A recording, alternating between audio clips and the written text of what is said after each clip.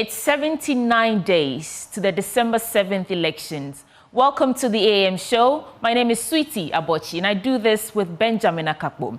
This morning, we'll start by serving you the AM news, and then we'll bring you the news review segment. Dr. Paul Dankwa is government spokesperson on governance and security. We'll also have Bismarck Abobi Aite, Ayawaso West Wogon constituency chairman. And both gentlemen will help us review the news stories captured in the newspapers. Haruna Mumbarak will then bring you AM Sports, and then our big stories begin. Today being a Thursday, first we'll bring you AM Exclusive, and then we'll bring you a conversation from the group called the Eminent Persons Group, and they're working to ease political tensions ahead of the 2024 elections, and they're urging the Electoral Commission to enhance its consultation. The group is warning that accusations against the EC's actions have led to mistrust in the election process. With the NDC protesting over voters' register, how can the rift between the NDC and the EC be resolved before the December 7 polls? We have that on our table this morning, and we'll be speaking to a number of stakeholders to bring us more perspective on the issue. And then we'll bring you AM Business. Today being a Thursday, you want to stay for that, as well as many other conversations coming your way this morning on the country's, in fact, Africa's most educative, analytical, and informative breakfast show, the AM show, and it's worth waking up for. Now, another important conversation you don't want to miss is on immunization financing. Ghana is transitioning from donor-funded immunization programs to a more self-sustaining model, raising concerns about the future of immunization financing. As the country aims to secure long-term sustainability, stakeholders, including traditional rulers, are advocating for increased domestic funding to maintain immunization coverage and prevent outbreaks of vaccine-preventable diseases. Now, failing to plan a smooth transition from immunization financing could have severe consequences. So without a strategy, the country risks losing the gains made in disease prevention, and this will lead to the resurgence of vaccine-preventable illnesses like measles and polio. Again, we'll engage stakeholders on Ghana's readiness to transition by 2029. You want to stay with us? We are live on Facebook and all social media platforms, so you can follow us and join the conversation. But at the tail end of the show, when we open the phone lines too, you're invited to call in and have your say. Welcome aboard, folks. Let's start with the AM news.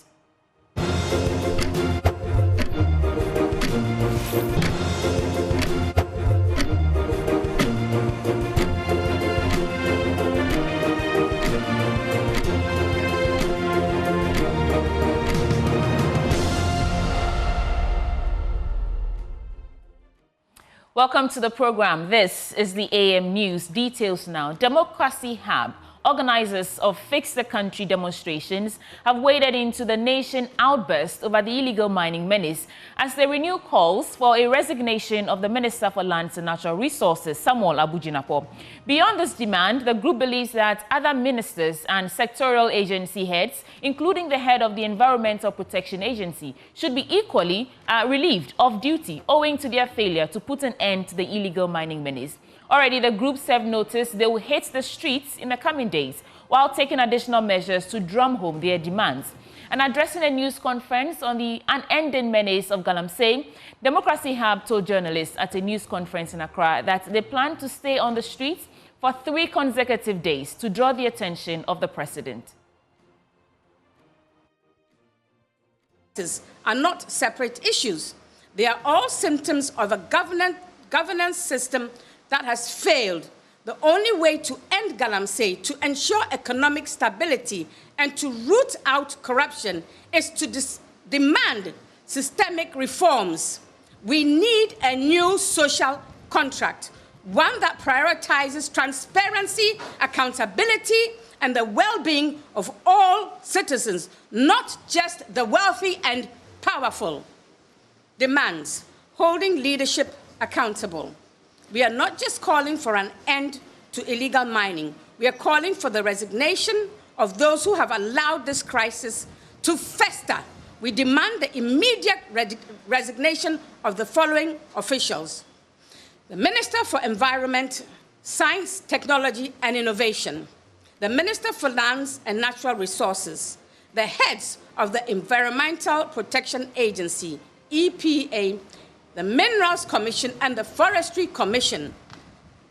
These are the individuals who have failed to protect our environment. We have turned a blind eye to the devastation caused by Galamsey, and we have allowed corruption and greed to destroy our natural resources. They have failed in their duties, and they must go. We also demand a full independent audit of all mining licenses granted in the past 5 years. With the results made public, the time for secrecy is over. The people have a right to know how their resources are being managed and who is profiting from their destruction. A call to action. The future is yours to shape, but this doesn't have to be our future. We can break the cycle. We can demand a new social contract, one that holds leaders accountable, that prioritizes sustainability over short-term gains, and that places the well-being of every citizen at the forefront of governance. We can demand a new constitution that ensures transparency, limits the powers of those in office, and creates systems of accountability that prevent the greed and corruption that have brought us to this point. I say to you, rise up, young people of Ghana, rise up and take your place at the forefront of this movement for change. Rise up and demand a government that works for you, not against you. Rise up and be the voice that says Galamsey must stop.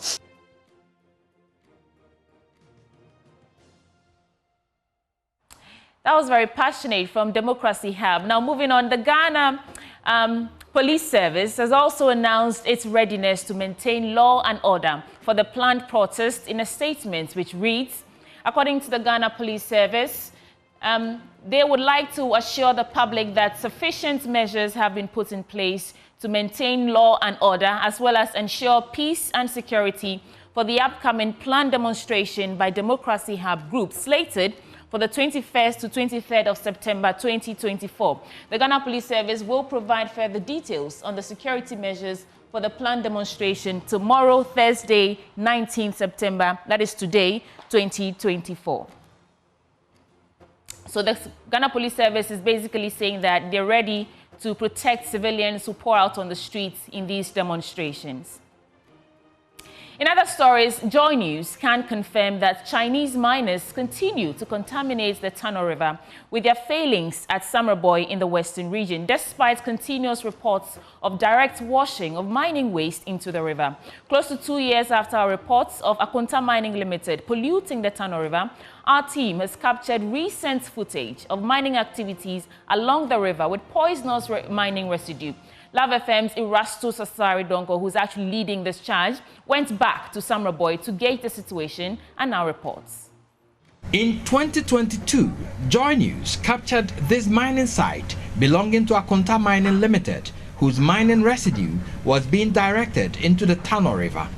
First, anywhere you reach in the forest or at bush, you just get a stream, you sat down there and drink, but now you can't get those streams. So in fact, our river bodies all has destroyed. Just behind you is the Tano River. How do you feel when you see it? In fact, how does the government feel? Subsequently, we also captured some Chinese miners washing mining residue into the Tano at Boya and Bena, close to Samraboy in the western region. Close to 2 years after our report, the criminal act is still being perpetrated by miners along the Tano River. Alhaji Salisu Muhammad Abu is an opinion leader at Samraboy. If you look at the way the government has left people, government saying that he will put his presidency on Galamsey, illegal mining. In fact, it's rather worse. This is a campaign regime. We have been hearing promises, but we have no future. These forests and our water reserves. People are saying in 10 years' time or 5 years' time, Never. If this will continue, at least in 2 years' time, a change of government will come and this will still continue. I don't think we have future Ghana. This footage shows a mining site located on the edge of the Tano River, washing its residue directly into the river at Samreboy. The river is highly polluted. Tests conducted by our team registered 0.346 and 0.187 milligrams per liter for arsenic and chromium, an increase of 592 and 274% respectively, compared to World Health Organization's accepted levels of 0.050 milligrams per liter. Reporting for Joy News, Erastus Asaredonko, Samreboy, Western Region.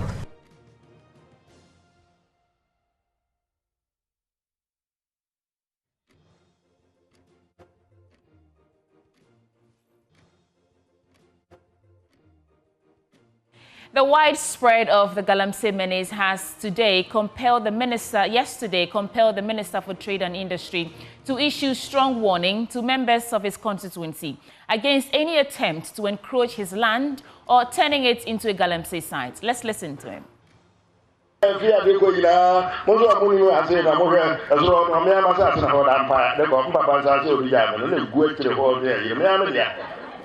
Ne papa no no so be ja no na me ono so hwe so akọ do di ja me eho na ma tese ya se bofo bi mo peso o me Galamsey na wo a wo nsura de na akwahye mu se wo ye Galamsey me no mi enu be do and die.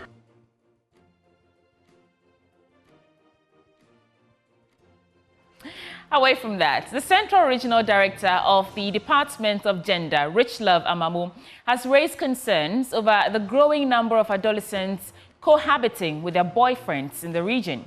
According to her, 1,777 children were recorded as living with their partners, while 155 cases of child marriages were reported. Additionally, the region saw 8,008 adolescent pregnancies. Speaking at a capacity building workshop at the Central Regional House of Chiefs, Madam Richlove Amamu appealed to traditional leaders, particularly chiefs, to take a stand against child marriage.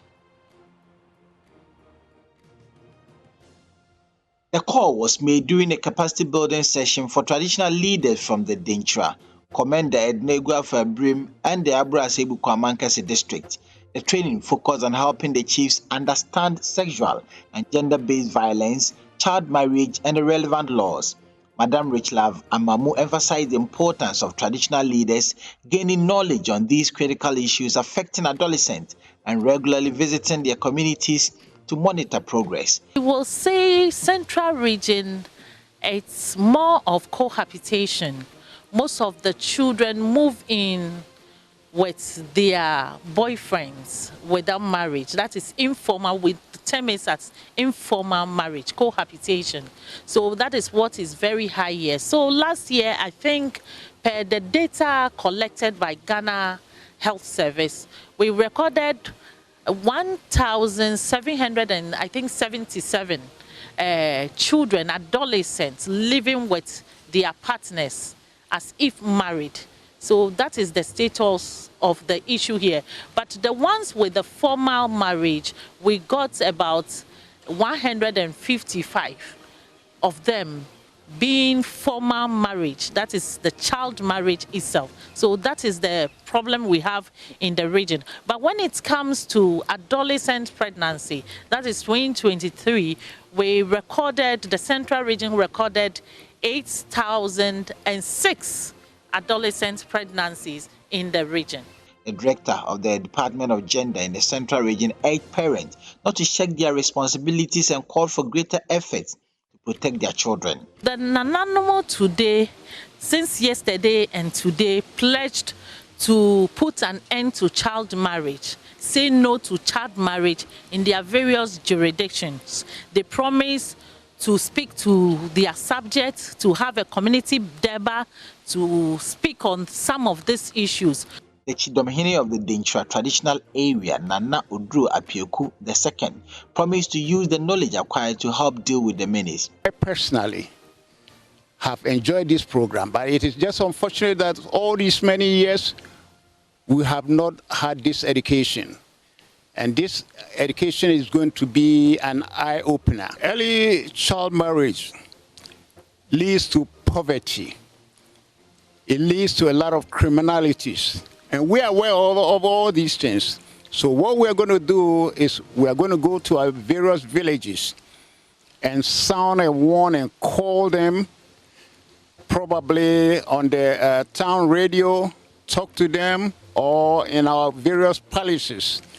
Speak to the young guys about their behavior that will bring them into poverty. Because you're a young person, you don't have any profession, you don't have any trade. It is better for you to learn something. And when you get to that age, nobody is going to stop you. But before then, you should prepare yourself for the future. Central Regional Director of SHRAI, Daniel Amosa, supported out the sanction regime as far as child marriage is concerned. So the advice basically is that there's no incentive in giving out your child for marriage. No matter how much the person marrying your child brings to you, the sanctions involved are so devastating. You go to prison, it's not your family will be curtailed. So we should all desist from these activities and let the children pursue their education. Moving on, Member of Parliament for Bolgatanga East constituency of the Upper East region, Dr. Dominic Ayine, has called on his constituents to vote massively for the NDC in the December polls, saying that it is the only way to turn the country's fortunes around. Dr. Ayine was addressing his supporters at Zaurugu, where he officially launched his campaign for the 2024 election after submitting his parliamentary nomination forms at the office of the Electoral Commission there. Correspondent Albert Sori reports. In a vibrant display of support, hundreds of NDC party faithful gathered to witness Dr. Dominic Ayine submit his parliamentary nomination forms and launch his 2024 campaign. The atmosphere was electric as the crowd marched from the MP's house to the Bolgatanga East constituency office of the Electoral Commission, adorned in NDC party shirts and paraphernalia. Dr. Dominic Ayine, a three-time member of parliament who is bidding for a fourth term, took a dig at the MPP government, accusing them of turning Ghana into a federal state where party loyalty determines access to jobs and appointments. He also criticized the government's handling of the economy. The MPP government for 7 years has misruled this country. They've sunk us into debt, they've destroyed all our public institutions, and they are dividing us as a nation. Today, the MPP discriminates against anybody who does not belong to their party. Today, if you are not an NPP card-bearing member, you cannot even buy a fertilizer. Is that the country we want? Today, if you are not a card-bearing member of the NPP, you cannot join the police, you cannot join the army, you cannot join immigration, you cannot join fire service. Are these public institutions meant only for the NPP? The Bolgatanga East MP, however, praised former President John Mahama as a visionary leader and called on the electorate to vote for the NDC on December 7. John Dramani Mahama for corruption. We prosecuted persons who were even NDC or affiliated to NDC. And he's a man of integrity. When you elect him again on December 7th, and when he's sworn in, he's going to hit the road running because the man knows what he's about. Some of Dr. Dominic Ayine's supporters who spoke to Joy News expressed optimism that the NDC will retain the Bolgatanga East constituency parliamentary seat and John Mahama will return to power after the December polls. One thing that he has done that I appreciate is that he has built a special market for the Zwarongo people. And then he has built a special library whereby our students can go there and learn. I am a supporter of Dominic Ayine. He has built schools, deep centers. So the man has done a lot. Nobody will say Dominic Akunting Ayine is not involving the community, particularly Bolgatanga East. And we want him to come back to power and continue the work that he has done. For Joy News, Albert Sorry, Zuarungu.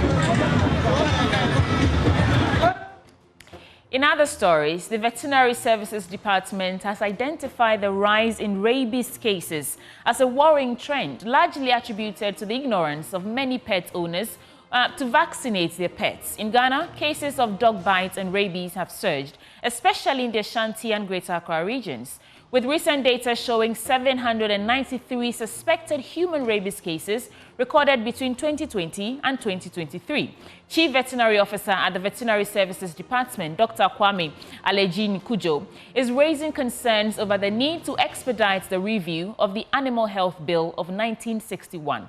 Stephen Mensah has more in the following report from the launch of the 2024 World Rabies Day celebration.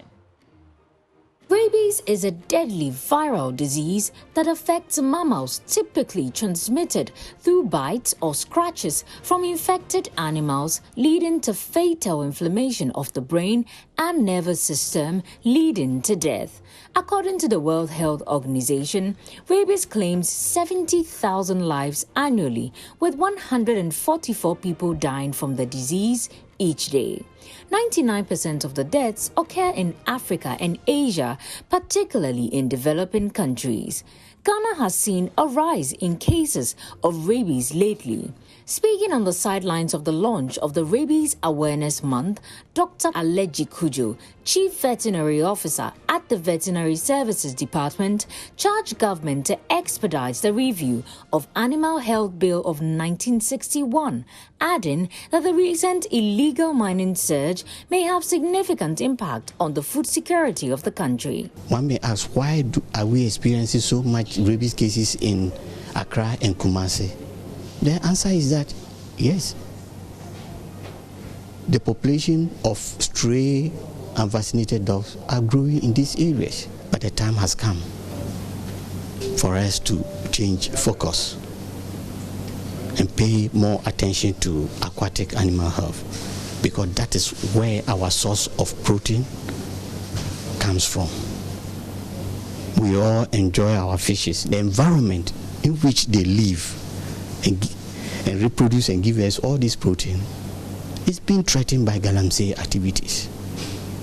Our water bodies are polluted with heavy metals and antimicrobials, which we have to actively survey and control so that we safeguard public health in this country. To help improve the statistics nationally, he outlined strategies the department was instituting to improve the reporting and surveillance of cases in the country. All the efforts in eliminating rabies is enshrined on three pillars.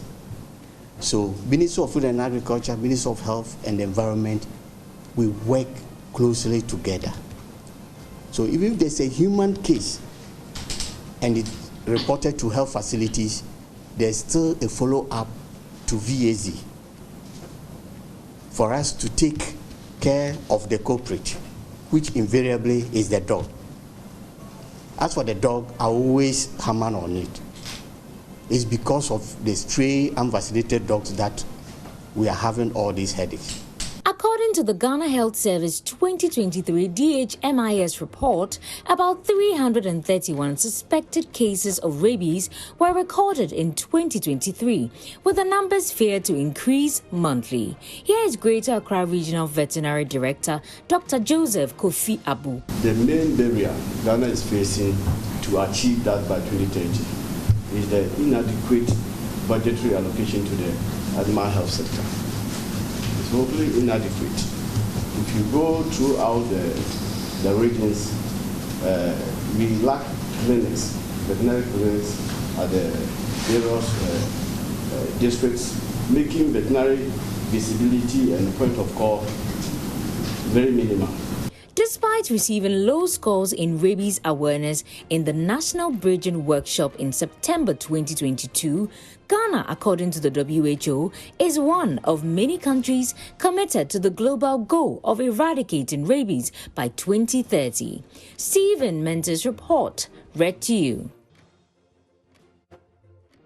Coming up next is Business Update with Benjamin Akakpo. Welcome to the Business Update for this morning. In our first story, the Association of Ghana Industries has entreated government to invest more in agriculture to boost the fortunes of the industry sector. According to the AGI, most manufacturing firms have resorted to importing for their raw materials for production, but if the agri sector is resourced well, they will be left with no option than to source their raw materials locally. This, they believe, will help improve the industry's contribution to the overall economic growth of the country. Chonam Akmelu is the Greater Accra Regional Chairman of the AGI. That if you drive around the city of Accra, there are several construction activities happening. Construction is becoming one of the major components of industry that is really growing in a big way. Our hope is that for the real scheme of industry to grow, especially the manufacturing sector, we need to ensure that agriculture is taking a second look at, because agriculture allows us to have access to the raw materials that we need.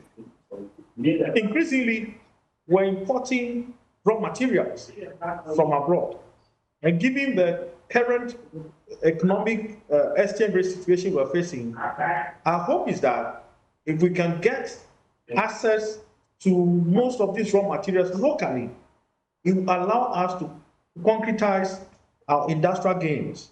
And so our focus now is really on the agri sector, and we believe that if government takes steps to ensure that the agri sector is receiving a tremendous growth, at least for the purposes of supplying or serving as a conduit for getting raw materials to industry, we can be assured that we will not have to go out to import raw materials, but we can actually get them locally.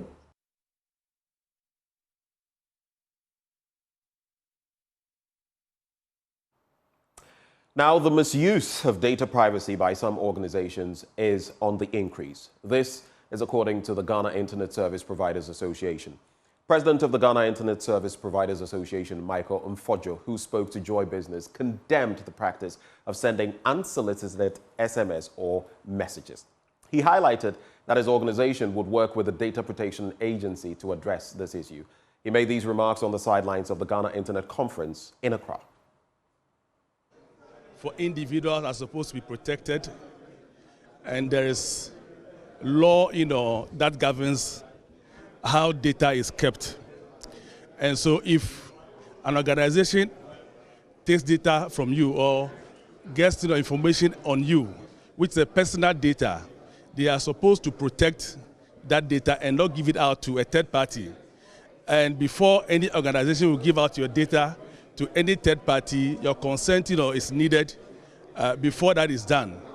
And I've also heard about people receiving some SMS which is strange to them, and they were wondering how the senders of this SMS got to know their personal details, and for which they are sending them, such SMS. And some of them even describing the constituency in which they are for some, invitations. I think this is not right. And I think that, Data Protection Commission is supposed to be informed. I will let them be aware about what is happening and see how they will be able to step in and to find out which organization is the one giving out people's personal data. That's it for our business updates. Handing over back to Sweetie Abochi. And that's how we're wrapping up the AM News Bulletin on the AM Show. You know that right after comes the News Review segment, and Dr. Bolgatanga is government spokesperson on governance and security, as well as Bismarck Abobi Ayite, the Ayawaso West Wogon constituency chairman. They're joining us to review the newspapers. Stick and stay.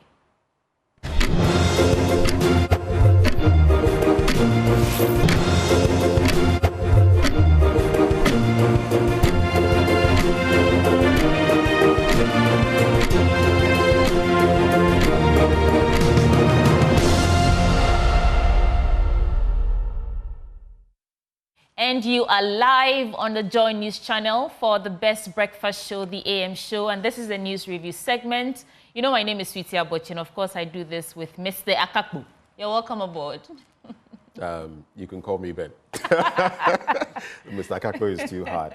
But anyway, yeah. Thursday morning, and we're getting into the thick of things. Our guests, at least one of them is here, and the other one will be joining us shortly.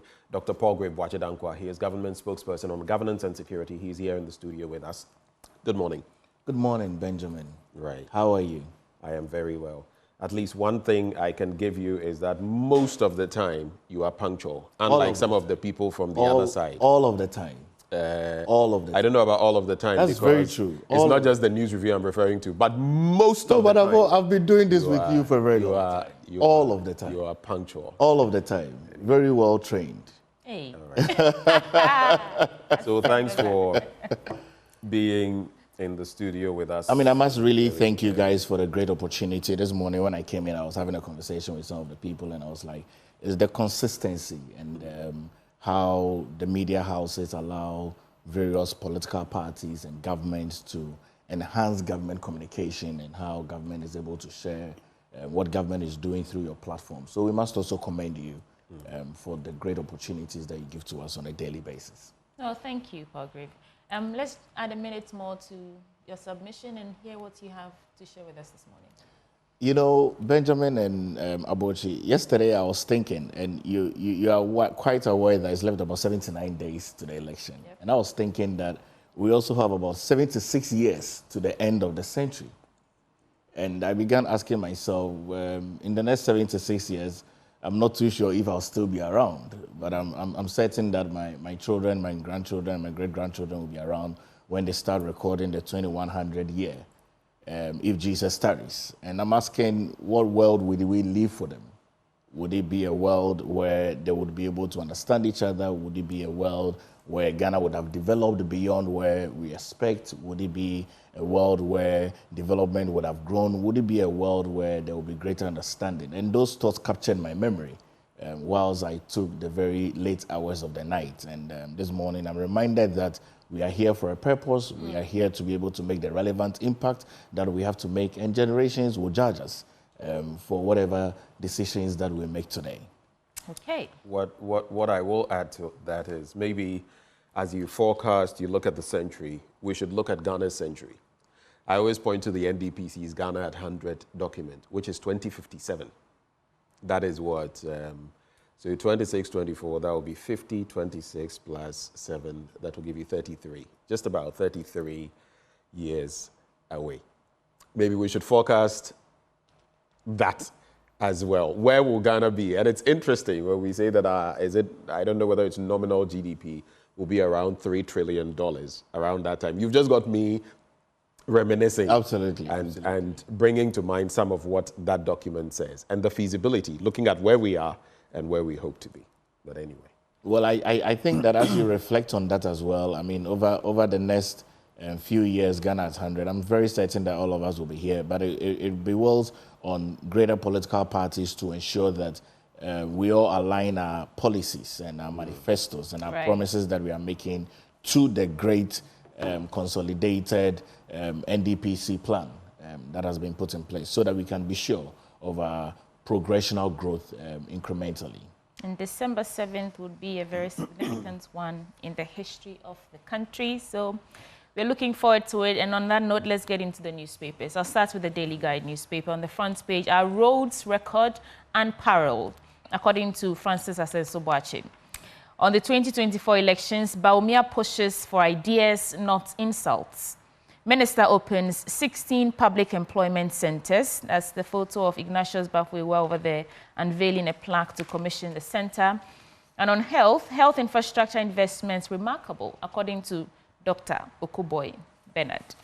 Let me start from what Francis Asenso-Boakye is saying about our roads record being unparalleled. And the Minister of Roads and Highways, Francis Asenso-Boakye, has said the record of the Akufo-Addo and Bawumia administration in road infrastructure development is unparalleled. And his comments comes after former President John Dramani Mahama questioned the 12,830 kilometers of roads constructed under the current government. Quote, "The point must be made emphatically that between 2017 and the end of 2023, the Akufo-Addo and Bawumia administration have constructed an impressive 12,830 kilometers of roads compared to the 4,636 kilometers that was recorded under the Mahama administration." And the minister said it's an enviable position within Africa's road network, adding that data from the World Bank indicates that Ghana's road density measured as kilometers of road per 100 square kilometers of land exceeds the regional average. Dr. Paul Boakye-Dankwa, the roads we see in our communities, is it just about constructing them or using quality materials so that they're sustainable? You know, Sweetie, I am very certain that roads are important because roads bring a lot more development and a lot more growth. And the level of investment that our government has made in the roads as captured in our manifesto, because our manifesto is a recap of what President Nana Dankwa Akufo-Addo has done and the foundations upon which we believe that the Ghanaian people should give us an opportunity. And some of the things that I state in here is clearly that, furthermore, there has been an investment of close to about 16 billion Ghana cedis in road network expansion and improvement. So we're not saying you've not constructed these roads. Yes, and I mean, they so keep iterating, and then every year we have to pump more money. You are very much aware. Yes, you are very much aware that President Nana Dankwa Akufo-Addo has made the biggest investment in the road network with the coming of the DRIP.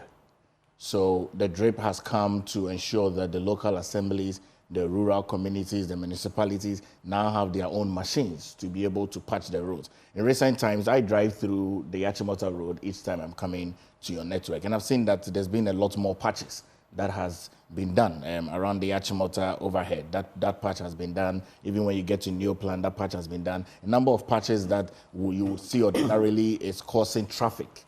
You see that there's a lot more improvement in that. And it's clear to be able to state that, yes, government has used the resources, the taxpayers' money to construct these 12,000 kilometers of roads. And the oversight, I mean, really, for me, is that when you look at the roads that have been done, government has been very clear with its maintenance plan. And all of this is here, which is why I stated that the district road improvement program. Almost every week, Dr. Paul Boakye-Dankwa, we hear reports of bad roads causing that Dowenya stretch. Let's not even get started there. Tema motorway, patches here and there. The question I'm asking is, why can't we invest in quality materials for this construction of roads that you're touting as unparalleled, so that we don't come back here every year to do these patches that you yourself have just said? Yes, you know, City, we are not going to come back the next year to do patches anymore. We are not. We are solving the issue. So all the roads the DRIP initiative that President Nana Dankwa Akufo-Addo has brought is solving this challenge. We've brought over thousands of machines that has been scattered across the length and breadth of this country. It's gone to the regions, it's gone to the constituencies, it's gone to the municipalities, and the government has launched that. These machines, the low bed, the concrete mixers, and all of those machines that we have brought is a clear indication that government is very committed to ensuring that everybody has a motorable road that they can use in the rural and urban communities. Okay. And it's clear for the minister to be able to bring the context to that. Hold for Ben, and then we do some other stories. I just have a quick follow-up. Of these 12,830 kilometers constructed at different points within this administration's term, let's not go far. Where do you, I mean, you can answer the question if you feel secure enough. Where do you live in Accra? Oh, I live in Ayawaso West constituency. That's a good answer, because I actually didn't want you to be specific. What is the road network like? I believe you felt some of this impact within your constituency. Those roads that have been I don't know, because there's resurfacing. Sometimes there's bitumen or asphalt work being done, leveling and all of that. What is the state of some of those roads your government has worked on within your constituency? What is the state of them? Oh, I can bring a regional distribution network. Let me just refer to my document. No, I'm not asking for. I don't want you to look at data and tell me. I want the practical bit about when you go around your constituency, because I can tell you for my constituency. It's important. So I ask you, when you go around your constituency, what do you see? My constituency is very big, okay, and I may not have the opportunity to drive every single part of the constituency. The road that I drive on a regular basis are very good roads.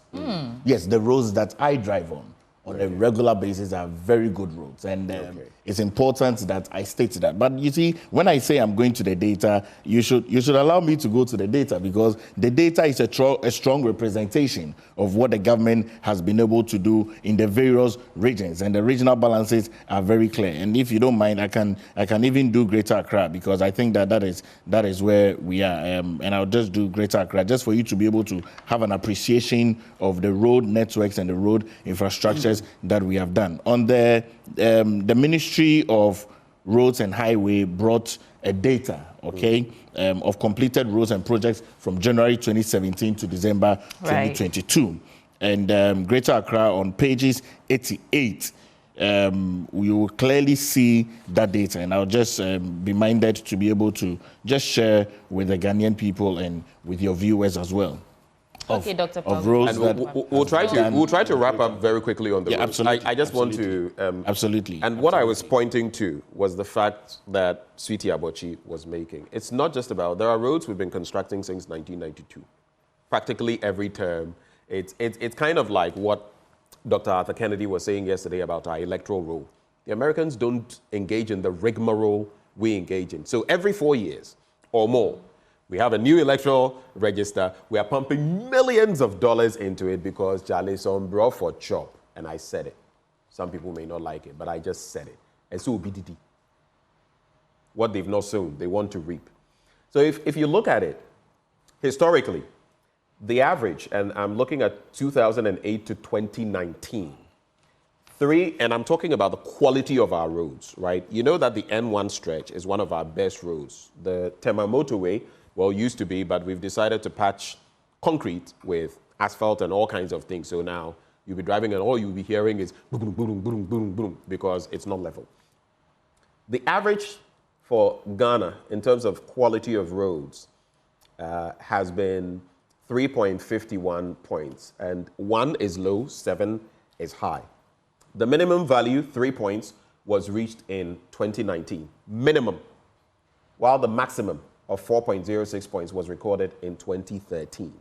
So even as we talk about these things, we must look at the quality of the roads we're putting out there. But I'm curious, apart from these statistics, which actually show when we've actually been giving the Ghanaians the best roads, you campaigned. You wanted to be member of parliament, right?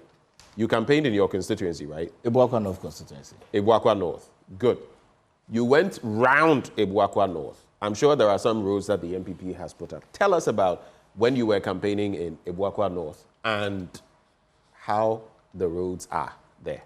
You know, Benjamin, before I come to Ebuakwa North constituency, we started with Greater Accra. So let me Yes, you can briefly go to that so Sweetie can wrap with the rest Greater of Accra, the length of roads that we have done is 1,667.30 kilometer of road. Alphat overlay is 971 kilometer of roads. Bridge is 3, construction is 2, graveling, regraveling is about 524.93.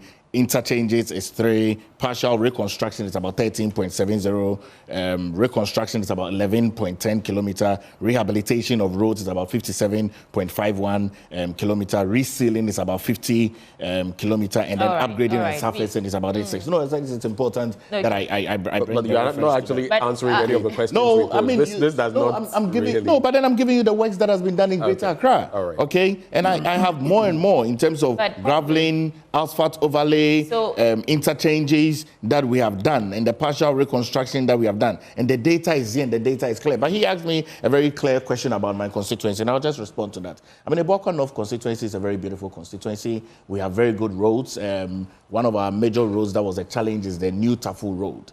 And I recall that work has already begun. I mean, the work began sometime last year with a contractor. So now, when you go to the New Tafu Road, the New Tafu Zongo Road, that is the Opas Junction that leads to Kokointume Junction, you will see that the contractor is working on it very well. And so New Tafu and Old Tafu is one of the oldest communities in my constituency, and the road network is being worked on as I speak to you today. And so that's the evidence that I can give to that in terms of the road network in my constituency. Okay. Right. So, right. so, sweetie, just let me do this for the sake of Ibwakwa North.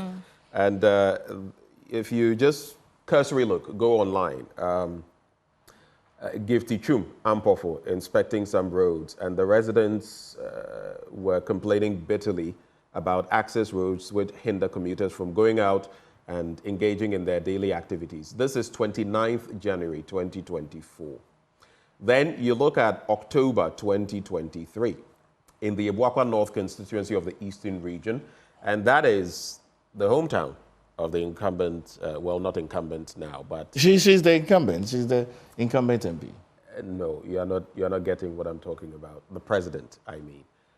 Some residents expressed dissatisfaction with the dire condition of local roads, asserting that the president had failed to fulfill his promises to enhance the infrastructure in their area. And the group then, identifying itself as the concerned citizens of Ibwakwa North, took to the streets of New Tafu and Enyinem on Thursday, October 12, 2013. It goes on and on. Enyinem is not in my constituency, unless they're talking about Enyinesin. You understand? Yes, but New Tafu. Yes, that's New Tafu Enyinesin. That's why I told you that from March of this year, these roads have resumed construction. Right. Okay, yes. So I mean, these are data that I mean, there's January 2024, that's what and I'm then saying. there's October 2023. January 2024 Pretty recent. was when, we can yes, work but January with them. 2024 was when we're doing our primaries, internal primaries. So you can understand that these issues will come up because the incumbent also stood in the primaries. That's what I'm saying, that from March of this year, the road has begun. You know, if you even get to, on my constituency, you get to Engineering, you can use the Engineering Road all the way through to Old Tafu to get into the constituency. So the roads are being constructed. You started by saying posterity will tell how we're faring and all that. Absolutely. These roads that you're touting as remarkable and unparalleled, in the next half a decade or a decade, we will see the states in which they would... No, we need to have a culture of... Don't worry, posterity... Roads must be maintained. Give them maximum 1.5. No, roads must be maintained. No, you can't say that. It's okay. We will be here to see how that fares. There are some roads that have been... Dr. Paul Gregwachidankwa, for you, look at the Liberation Road. Everything you see in terms of the roads in Ayawaso West Wuogon and in Ibwakwa North are fine. But there are people, obviously, pointing out that roads in the region have deteriorated over the years, and they even say that neither past administrations nor the current administration have done enough, especially when your president is an indigent. So, you know. Let's do some other stories, the leader of your party is an indigent. Well, he's the FGR Bogosu Pristia mining leases terminated. That's why I went back and said our president. Gentlemen, other stories. The Minister for Lands and Natural Resources, Samuel Abujinapo, has terminated the mining leases granted to FGR Bogosu Pristia Limited and directed the Minerals Commission to issue a notice of termination to the company in accordance with the Regulation 2004 of LI 2176. And this follows the advice and recommendation of the Minerals Commission and the Attorney General, pursuant to Article 88 of the Constitution, Section 5, Clause 1, and so on and so forth. It would be recalled that some residents in the area recently protested and called for the termination of the leases. So, yes, Samuel Abujinapo has ordered that FGR Bogosu Pristia mining leases be terminated. I want to add another story on the same subject matter, and then we can discuss. It says the Galamsey menace, who must be told of. What I found interesting about this story is that it appears, when you first read the first paragraph or so, it appears they're giving us a detailed recount of how we've been dealing with this Galamsey menace over the years. But then you go into it and you realize that they're not really telling us anything, but touting President... Let me get into the story. So Galamsey is a let me skip all that. We know what Galamsey is. The spring of Galamsey activities has debilitated and topified this generation and shall do same to the following age. Our forests, which serve as a garrison for environmental protection, have been wounded. Our lands to accommodate our shelters have been clobbered. Our water bodies to serve us with hygienic water for consumption have been adulterated. That's where I thought the story was getting interesting. And then you get here and it says, whilst Nana Akufo-Addo and the NPP leaders are devising methods to grapple with Galamsey operations, John Mahama is gallivanting around delusionally, pledging to reignite the efficacy of it through granting amnesty to the Galamseyers who have been detained and rehabilitating Galamsey areas confiscated by this government. And it goes on and on to talk about how death toll during Mahama's era. I think it is time we move past the politics of this phenomenon because, again, it is the very cancer eating at the fiber of this nation. So if you're asking in this editorial that who must be told of, then provide facts or proper solution on how we can fight this menace and not compare who did more harm than who in whose administration. It's got to the point where I think most Ghanaians are adding their voices to this call, like completely ban this activity so we can reassess. It's no longer about under whose tenure did we experience more death tolls or under who. I mean, we should move past the politics of this Galamsey fight and tackle it head on. What the people are asking versus what the government is doing, it doesn't marry, it doesn't tally. We're asking for a ban, Dr. Paul Bachidako, you speak for the government. We're asking for a ban on small-scale mining so we can do a reassessment. And the government is, terminating leases of some companies. We saw that excavators were bent at some point. But is that really the solution we need to this menace? You know, a broader stakeholder engagement is key. And I've stated this very clearly, that President Nana Akufo-Addo, I have found in this Fourth Republic, has been the president that has made Galamsey a topical conversation.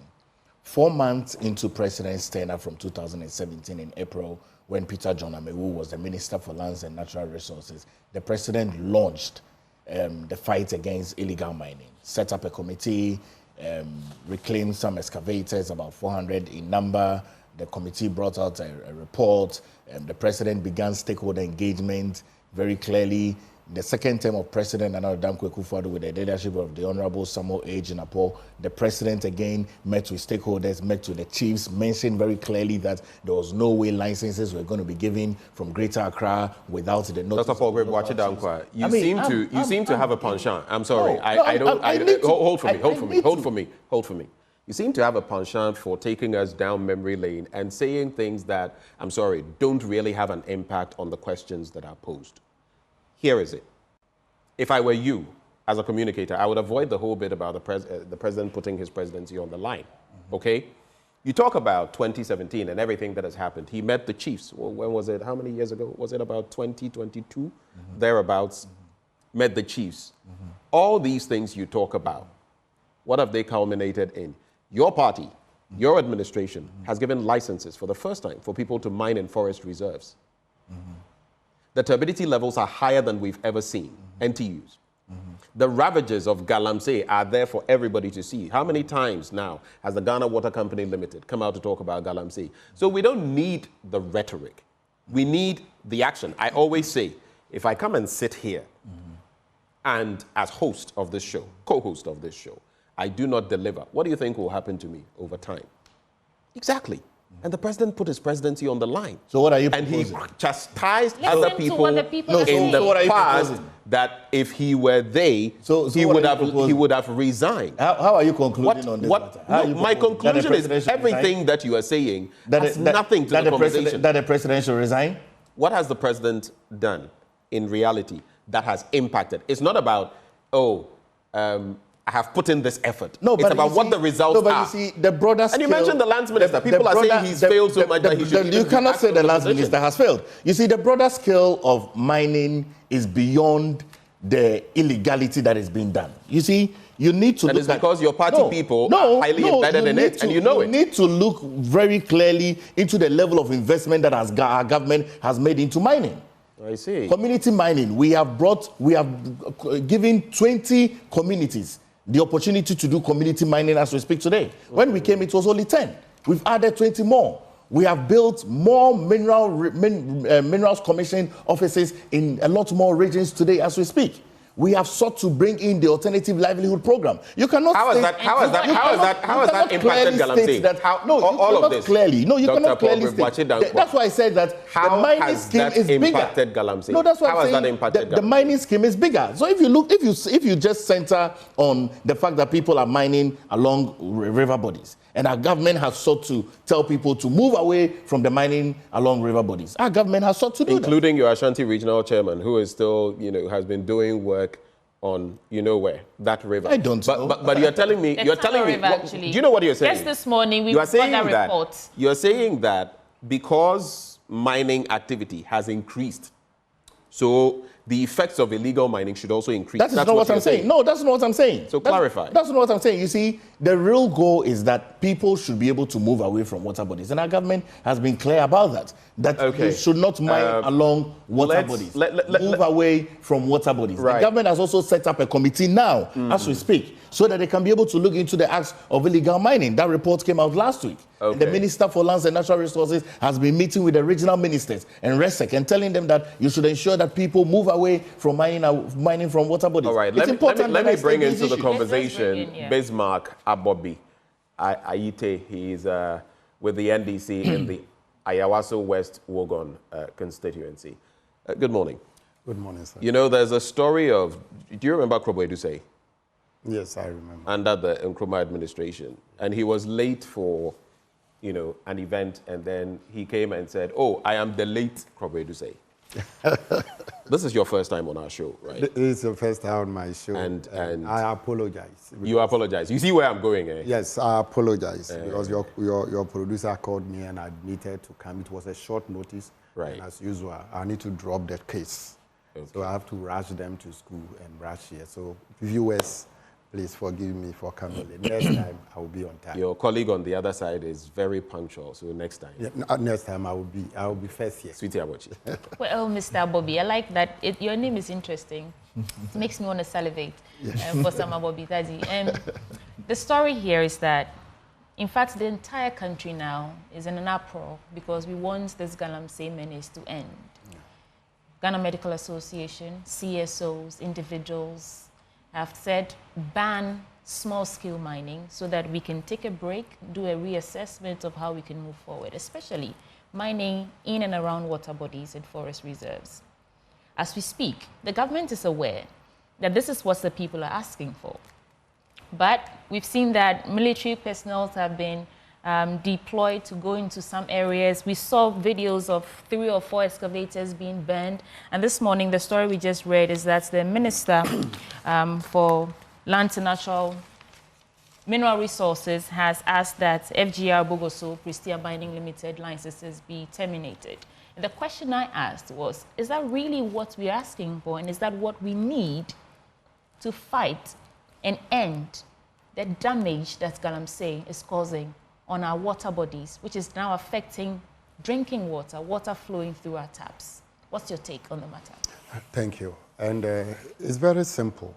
This problem we are having requires leadership to say, let's apply the brake, let's put better measures in place. I will not condone anybody who mine in the restricted areas. And unfortunate thing is that when this government came, instead of protecting our forests and our water bodies, they rather implemented a law that permits individuals to take concession in our forest areas. You all admit that all the water bodies that we have, they have their root from the forest. So if you allow people to mine in the forest, then you are aggravating the challenge, the problem that we are all facing. I, for one, will stand for anybody that will call for total ban of Galamsey and small-scale mining entirely, so that we look at the way forward as a country, so that all these stakeholders who are calling for the banning of this mining, small-scale mining, we all come together as stakeholders to devise proper way, including the media, how the small scale should be handle so that we have peace. As experts are saying, and I've read some, that in the near future, 3 to 5 years, if we are not careful as a country, we are going to import water. Yep. I, Bismarck, and my family can never have that privilege of importing water to drink. So I will support any call for total ban. What His Excellency John Dramani Mahama is saying is that simple, the law that permits mining in forest areas, when he comes, that law has to be removed. Right. So that restricted areas will be protected. If you say no mining in water bodies, but the water is coming from the forest, and the same forest you are mining from, where would the wastewater go? It will come from the top, and all other water bodies that permeate our communities will be affected. So MPP is the challenge. Nanado is the challenge. If Nanado want to do any good to Ghanaians, let us stop the small-scale mining. They have invested in it, community mining. What is community mining? Where are the communities? They are around our forests and our water bodies. These are where the communities are. So if you open up for people to mine in those areas, then you are aggravating our problem. Right. And we must stop. I will support any call, including the media. You are all happy.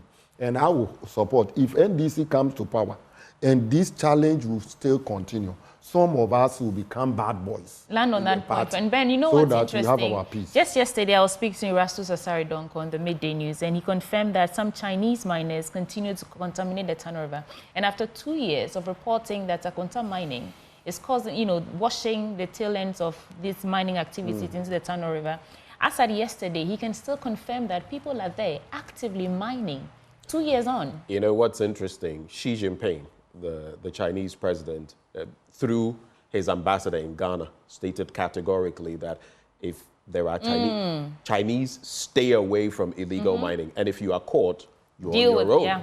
Ghana, deal with them. Yeah. So if we don't deal with the Chinese, we can only blame ourselves. And those, like Paul Grave Wachidankwa says, who are actively working, and yet there's nothing to show. It's like that math exam, oh, I did so well. All your answers were wrong. All your answers were wrong, but you felt you had. And we've all been there before. But I have an interesting question for you, Mr. Aiti. You guys would never comment. Did the former president, John Dramani Mahama, say, I'll ask you, clarify for me, that if he came, he would release some of these, illegal miners who had been incarcerated? Did he ever say that? It requires... And if you have a better understanding, explain for some of us. What did he say? What John Dramani Mahama seeks to achieve is that... No, just clarify for me. Did he say that? On condition. The condition... Did he say that? No. He says so. Okay. There are people, you and I, ordinary small boys, after school, they are going to do something. Somebody engages them to do Galamsey. Who are the real kingpin when it comes to Galamsey? Those that we get them, arrest them at the site. The owner may be in Accra. So through those arrests, we should be able to identify the real owner if you happen to be one. And because you have money and you have, engaged those boys, paying them 100 cedis a day, those boys are in jail. But the real kingpin, those who have invested in destroying our water body, they are in Accra importing water. So the solution is not rather to find, these people are in jail, but who is, like you said, the kingpin or the queenpin, so that you can add them in jail. The solution is rather to release those who were on site. Yes, to let go of them. That's the solution. That ignorant guys who just want to get their daily bread, they are in jail. But the investor is sitting. Those boys should come out. Let us trace the owners of those mines, the Akonta mine, the Sampines, and the Chamawutumi and Co. They are to be in jail because they are the challenge. Because not I'll leave it to the judgment of Ghanaians. Yes. But I think from all angles, both of you especially, because you have had the opportunity of being at the helm of affairs, I don't think either the NDC or the MPP have a clear trajectory to ending Galamsey, and I don't think you have the will. That's my The will is there. All right. The will is there. When you go to Roman Ridge, you see we have a prison there. some of the young guys, when you speak to them, some of them, they don't even have parents. They don't know where their parents are. They were engaged because of their daily bread. They are there because they were caught on site. Where are the owners? Where are the middlemen? Who are the sponsors of those Galamsey on our water bodies? You say Roman Ridge. Are you referring to the Senior Correctional Center? Or the St. James Camp Prison? St. James. St. James Camp Prison. Okay. Benjamin, let's get into your... I think that for 32 years, NDC and PP, you just don't take us seriously. You don't take us... Well, it's a ping-pong they don't take us maybe one may be worse than the other here and there. For once, honestly. We should not be having a conversation about what I'm saying at this point to deal with this in a development trajectory of this country. We shouldn't. But it's unfortunate, but Benjamin. somebody must take the boat. Paul Grave, have you looked at your paper? Yes. Have you gone into your paper? Yes, I haven't yet. You haven't yet? No. So because of time, we have to knock off by 7:20. If you can manage the next... I always want the guests to go first. So it's fine. Take about 2-3 minutes. Okay. So the new Republic, page 12, Digital Media Africa Conference 2024 kicks off in Nairobi with calls for media innovation and sustainability. I think this story caught my attention, and so I'd just like to read the first paragraph. In a passionate call to action, Churchill Otieno, president of president of the Africa Editors Forum, TAF, delivered a stirring keynote speech at the opening of the Digital Media Africa Conference 2024 in Nairobi. The conference, co-hosted by 1IFRA, the Agwan University, the Eastern African Editors Association, and their partners, brought together esteemed colleagues and distinguished guests to address the present challenge faced by the media professionals in today's rapidly evolving landscape. And then also, UK government reiterates commitment to collaborate with Africa, announces £1.9 million innovation funding for Ghana and Nigeria.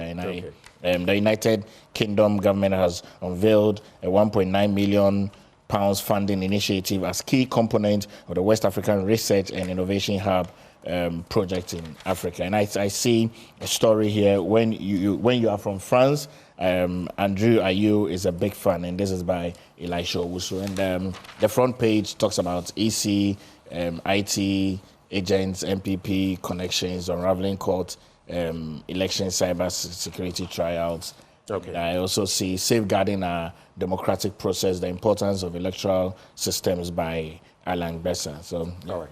Let's quickly add your stories and see whether we'd like to filter through any of them. Would you like to give us anything? This is my paper, by the way. But so you can look at the Supreme. I can use newspaper. your paper. I have a story I'm interested in about the growth of this country. That's the story right there, yes, page 60. Page 60 of the Daily Graphic. And it is amazing. I've read it, and I don't understand the head and tail. You can read a bit for us. The first paragraph says the economy posted a 6.9% growth in the second quarter of the year. Okay. This real gross domestic product growth rate is higher than the 2.5% recorded for the same period in 2023. Do you dispute that? Yes. You dispute the figures? I dispute it because it's not reflecting in the well-being of Ghanaians. Every growth of an economy, we must see growth in employment. The economy must be strengthened. Our CD is still struggling. People cannot make ends meet. I've read a report by the same statistical service who tells us that 8 million Ghanaians go a day without food. And if that is right, then what this growth seeks to achieve is our pockets that will reflect. But you know, that's how we have the macroeconomy and the microeconomy. And sometimes it is the management or the nexus between the two that is where the problem is. You would read in here, for example, they talk about oil GDP, non-oil GDP, and all of that. The fact that an economy supposedly grows in a certain manner does not necessarily mean it will reflect in the pockets of everybody. I get the point you're making. Yeah. An economy's growth must reflect in the well-being of the people. It does not necessarily mean that these statistics are cooked, but the reality is that it's not trickling down. Inflation is still, while I sometimes these statistics, and Professor Enim is a good friend of mine. But sometimes the statistics, we are still hovering around 20%. But believe you me, when I go out there and I'm making any purchases, I don't feel 20%. I feel more. But you also cannot say that this is not reflective of the state of affairs. Else they wouldn't put... If you have a debt stock of about 800 billion, and you juxtapose it with the growth that we are talking about, right? It doesn't work. Okay. Let's quickly get into the Supreme. If you want to do maybe one or two stories very quickly, and then I'll come in briefly and we'll wrap with this. Actually, I don't have any interest in these stories. My brother has spoken about digital education and... Okay, then let me get into this. Just let me see the front page again. I believe there's... okay, so AI-powered skills bank, not a bad initiative. Now, the Daily Graphic, Minerals Commission opens new office at Bibiani. We do very well with these ones. Yankonkwa. Voters register brouhaha. Table order demanded at demand at IPAC. That's according to Codeo, and that's an interesting one. I'll leave you with that when I'm done. The Coalition of Domestic Election Observers says the petition for a forensic audit of the voters register being demanded by the National Democratic Congress must be tabled at an inter-party advisory committee meeting for the input of other parties and stakeholders on the matter. Governance expert Professor Bafo Ajimandua has also called for a dialogue to resolve the issues that led to last Tuesday's regional-based simultaneous street protest by the main opposition party, suggesting that a third-party audit could be explored, while a political scientist, Dr. Samuel Kofi Darkwa, said the NDC's concerns were valid and that a forensic audit would ensure the reliability of the register. Different strokes for different folks, different takes on the matter. The last thing I'll look at, page 13.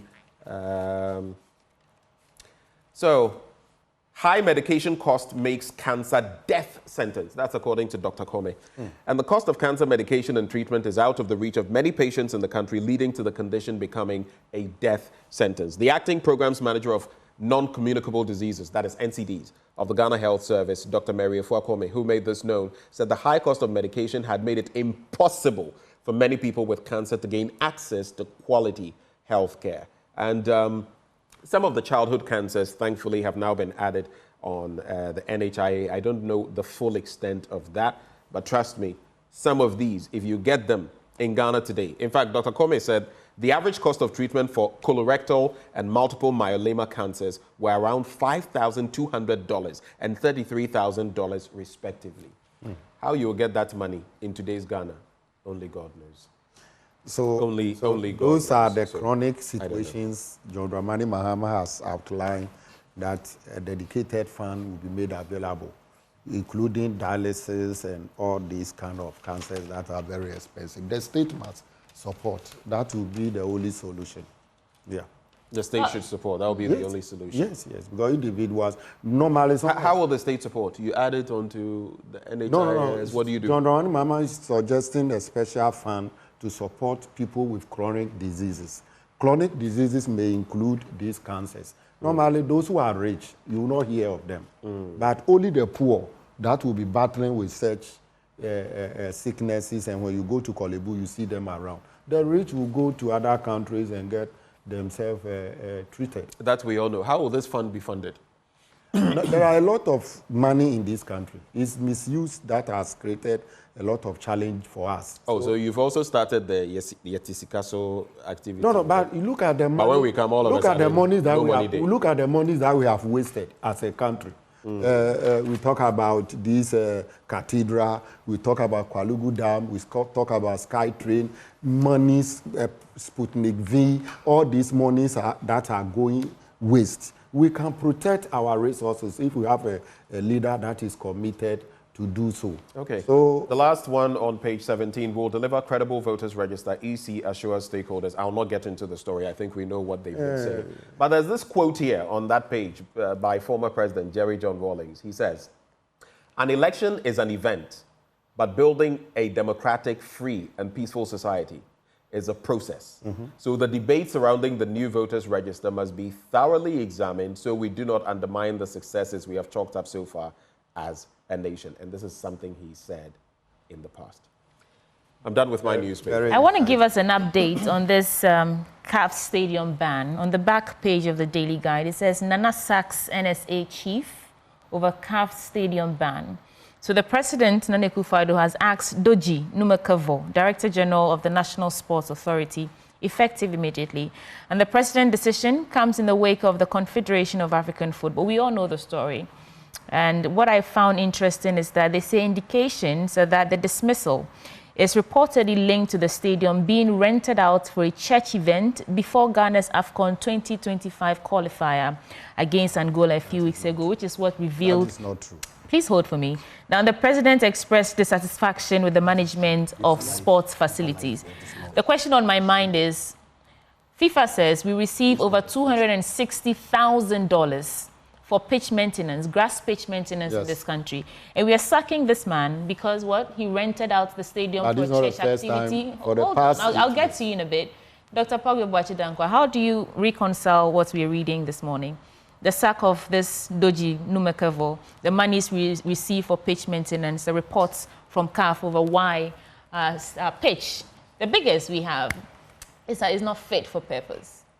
Sweetie, do you think it is fair for our pitches to be used for activities, especially where we play football? All around the world, what I know is that if people want to use stadiums for such events, you build a platform to cover the entire stadium. I was just about to ask you whether you ever watched the Super Bowl. Yes, you build a big platform to cover it all up. And so why are we doing that to ourselves? Why are we renting? You're saying that the state of the stadium is because of the church activity. Absolutely. And I was about to ask you, it was rented to a church. I can mention the name. Do you think it is just, yes, we can talk about the Shatta, Stoneboy events. And the Deeper Life and then churches church, and all of that. But that is all part of governance, right? You can't tell me that the NSA boss is detached from the system and that what he does, the GFA doesn't know, the sports ministry, the National Sports Authority, like there's no synchronization. You also cannot tell me that it is just because these entities have done this there, which has led to the deplorable state of our pitches. You know that, right? It can't be. It simply can't be. So what has happened where for the first time in my memory, anyone correct me, we have the ignominy, shame that we cannot play matches, qualifiers in Ghana. We have to go to Nigeria and Cote d'Ivoire. Tell me, in your lifetime, when have you ever heard that happen? This is my first time. I haven't heard that before, which is why the president is taking action. Very much so. Because why would you rent our pitches out to a church or to other activities for them to destroy the pitches? My problem is not that the NSA boss has been sacked. In fact, probably all of those in the chain. It's just that he can't touch the GFA boss because you know the FIFA rules and all of that. Probably all of them in the chain should have gone. There's a national embarrassment. But this has long been coming. Go back, roll back years. This has long been coming. It's not a matter of just the NSA boss. That's all I'm trying to say. As for his sacking, the president has done that and he probably deserves it. But the items in the line and the heads that are not rolling, you can't just blame the NSA boss alone. But anyway. Well, gentlemen, we're grateful for your time. So we hang one man and the problem persists. It's unfortunate. But you know, the issue is that if Accra Sports Stadium is rented, is Kumasi also rented? Is Cape Coast also rented? Why that all these stadia, we cannot use it? Do you understand? The question is that somebody has taken a contract to renovate our stadiums and all the stadia or the parks that we've been playing football.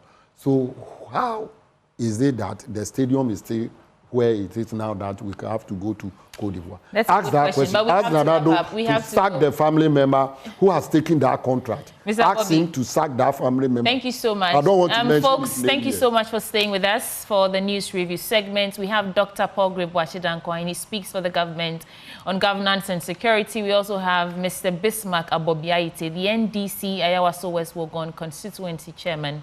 And they join Ben and I to review the newspapers. They can stay because sports is coming up next.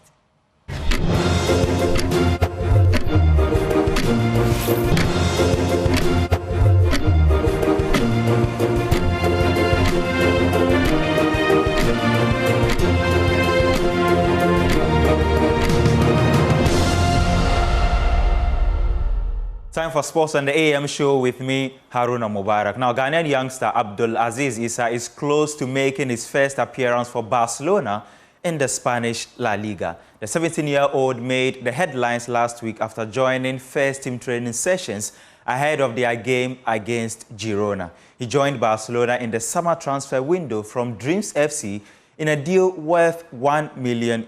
His former coach Karim Zito is confident in his ability to shine in a Barca shirt. If Barcelona comes for your player, it means you've done a lot. When you look at the way we started, we are just 15 years Dream FC. If at the end of 15 years or within the 15 years, we are able to produce a player admired by Barcelona, I think we've done a good job. And Azizi, I started with him with the course from In God We Trust. We brought him to Still Believe, and then when the window opened, I brought him. His first 90-minute match was against Kimfesa, the finals, knockout finals at Abrankasi. That was his first 90 minutes game, and he ended up being the best player.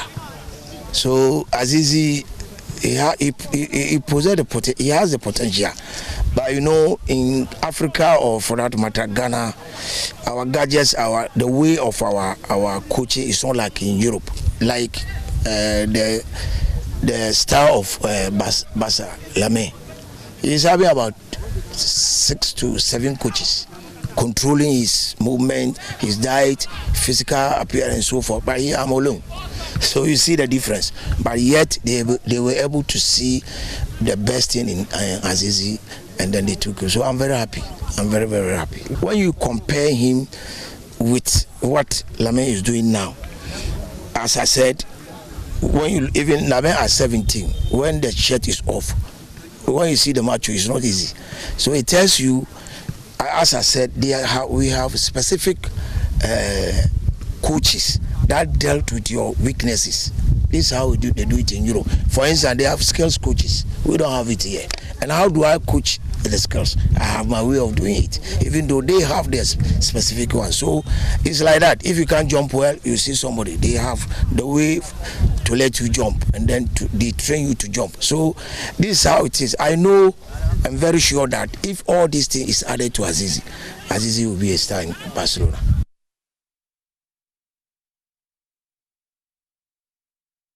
To the Ghana Premier League, Asante Kotoko are aiming to secure back-to-back wins in their next fixture after defeating Kerala United in their season opener. The Porcupines will face newly promoted side Young Apostles on Sunday at their temporary home ground, the Obuasi Lankley Stadium.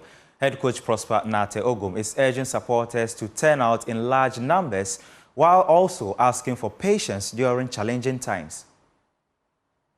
They have to be patient because they should remember that the way and manner that they will support the team, respond to it, or will respond to the performance of the players, will either make them confident or make them nervous and tense. So even in bad moments, we want them to stay calm and stay confident, and then stay supportive to the process. Once they are able to do that, the players will be comfortable and then feel at home and deliver. They should come to the stadium in their numbers more than before to come and cheer us up, because the league is said that normally everybody is very strong at home, and you will only be strong at home if you have the 12th man, and the 12th man is the supporters. So we are appealing to all of them, one, to be calm and patient with us in good times and in bad times. They have to be calm and patient with us. And two, we are appealing to them, or we are pleading with them to come to the stadium in their numbers to come and support us. And when they come to, when the mistakes come, they should be patient with us. They shouldn't be shouting at us. They shouldn't be casting insinuations, or they shouldn't be insulting players. Because when they hear it on the field, sometimes it discourages them and it makes them lose the field. So we are pleading with them that if there are individual errors or group errors or team errors, they should still stay calm with the individual or the group of players or the whole team. And once this is done, I'm sure that we will not be in a rush on the field to commit more errors. Remember, the more you are in a rush on the field, the probability or the tendency of you creating more errors will be very high. And these players will be in a rush if they start ranting and hooting at them, passing comments that are not pleasant towards them when they make mistakes. So now, the Department of Physical Education and Sports Studies at the University of Ghana has successfully launched the Africa UniNet workshop, which is aimed at expanding disaster response strategies. This includes social and sports-based interventions. There's more in this report. African UniNet workshop seeks to implement a multidisciplinary approach to disaster and conflict response by integrating medical, sports and social work perspectives. In collaboration with the University of Ouahigoua, Burkina Faso and Management Center, Innsbruck, Austria, the program is designed to enhance the effectiveness of interventions in the aftermath of disaster and conflicts. Provost for the College of Education, Professor Samuel Ni Adey, says he is excited about having some of the students on it. Yeah, so as you all saw, this is a program on how to use sports to manage disasters, including climate change, etc. We are looking forward to the week. It's going to be interesting to see. This is a collaboration we have with colleagues from Innsbruck in Austria and then colleagues from Burkina Faso. I'm excited about the prospect of having some of our students on it and opportunities that we have to provide scholarships for their work. Thank you. The event will provide the understanding and create avenues across different disciplines for students to effectively respond to and recover from disasters and conflicts. This integrated approach not only aims to save lives, but also to sustain recovery and promote long-term peace building. Lead and responsible coordinator for the event, Department of the Physical Education and Sports Studies, Dr. Belabelu Bitugi, says it is a step towards the right direction. The event is, if you like, Africa University Network, which is called Africa UniNet Workshop. It happens once in a year in the summer months, and it is sponsored by the Austrian Academic Service. In the summer, applications are called for, and those who are successful are then given the grant. And this is what we have applied for, and we have successfully gotten the grant. The grant is supposed to delve into matters of importance and relevance to both the global north and the global south. And the theme for this work or the workshop here is to explore ways of an integrative approach to address conflict and peace building matters. So we have brought the medical section, the sports section, and the social work section. And that is the preoccupation of the workshop for the next 4 days, to see how we can use not only one channel, not only one strategy, but not 2, but 3 strategies in addressing peace, development, and conflict matters. We have our partners from the Management Center Innsbruck in Austria and the University of Lydia Bena in Burkina Faso, formerly known as University of Ouagadougou. The 4-day workshop will take place at the Pan-African Doctoral Academy on the University of Ghana campus. The event will run daily from 9 a.m. to 5 p.m. and is geared towards PhD students, graduate and undergraduate students, faculty, researchers, and industry practitioners. For Joy Sports, Joseph Ayinga Walter.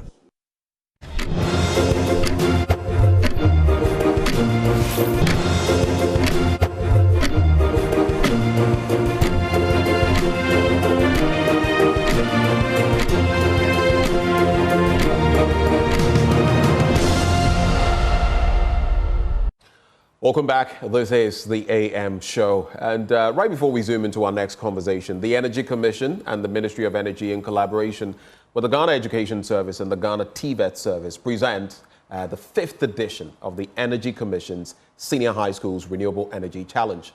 Now, this challenge aims at developing the research skills of senior high school students and promoting technological innovation in renewable energy.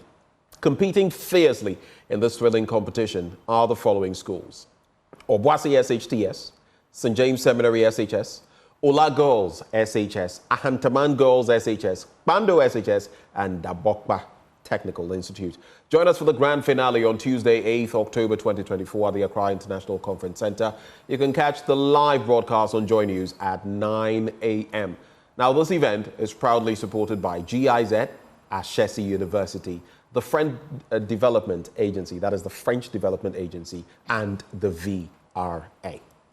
Well, hello there, Ghana 4. Your favorite radio stations are back on TuneIn. I'm talking about Joy FM, Love FM, Adom FM, Asempa FM, and Inshira FM.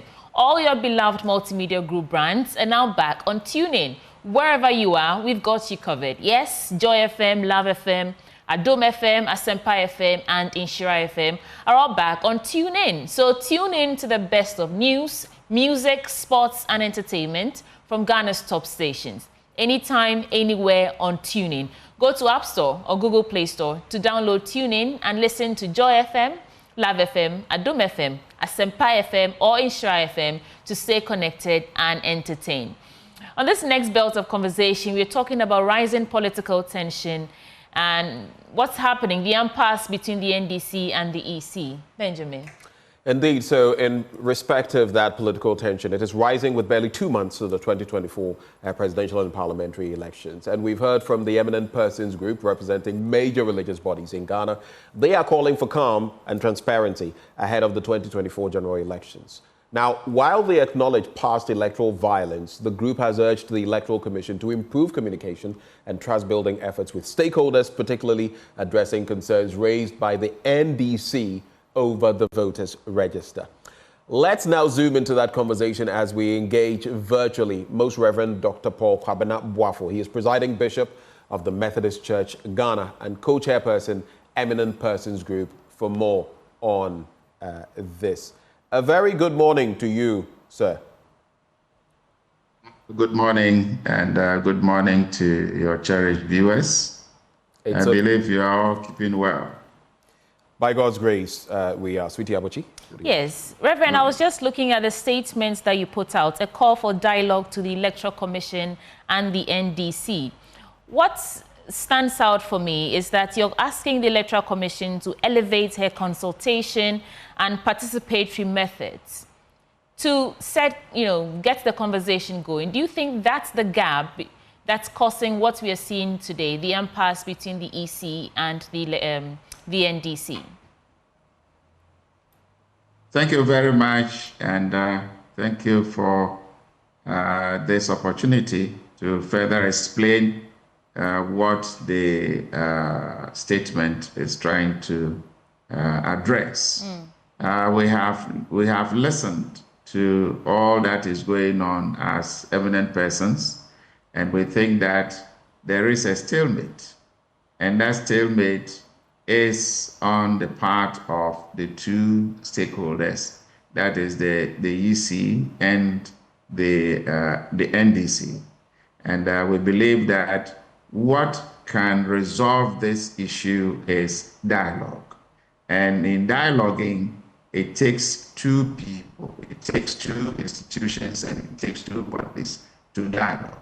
And we think that if the register was opened or exhibited and the discrepancies, whatever you have found on your part as not to be true or not to be in the register, you lay it at the door or on the table for the EC to also address. And that is why the bottom line of this is looking at dialoguing and how do we come to that. So it is to see what moves have been made by the EC and how has the NDC responded to it. That's what we are looking at now. Right. And I just want to stay on the statements. I mean, for the EEC, you're asking for more consultation, but particularly to the NDC, you're asking them to allow due process to be followed. The question on my mind is, the National Peace Council has tried to get the NDC to sign the Peace Pact, among many other attempts to bring them to the table for the issues and the concerns that they have to be resolved. And it appears the NDC are not listening. What are you going to do differently to ensure that they listen to what you have to say? Well, we believe that this whole exercise is a process. And there are grievances. There are grievances on the part of NDC not coming to the table to sign the peace accord or whatever, and so we need to also look at it. On our part, we have not made any moves as to bringing NDC to the table to sign the peace statement. But when it comes to the health, we would join arms with the Peace Council to also implore or ask the NDC to reconsider their stance, because all that we are aiming at come December, before, during, and after, is peace. And so if a major political party that should help or that should also make a contribution to this peace says that I will not sign, then it calls for concern. It calls for all of us to set up and look at ways by which we can forestall the democracy and the peace and consolidate it as we have come to see it. So it is something of worry and it's a concern which we are all asking the NDC to reconsider their position now, so that we can all move away from the heighting of the tension that we are facing now. And that's where you come in. So paint the picture for us on the role that your group, Eminent Persons Group, see itself playing in reducing the political tension in this politically charged climate that we're experiencing right now. Where do you come in? Yeah, we come in with a statement, and we are first looking at the register that was opened for all of us to go and look at it. It was to all voters and not just to one individual or one institution or one political party. It was to everyone who has taken the opportunity to register, to go and see whether your name is there, and to help the EC also clean it up, or to find out those who were illegally registered and all that. So it is not just even one thing that was facing us. It is how do we clean it? So in coming out after the exhibition or during the exhibition, we found some discrepancies.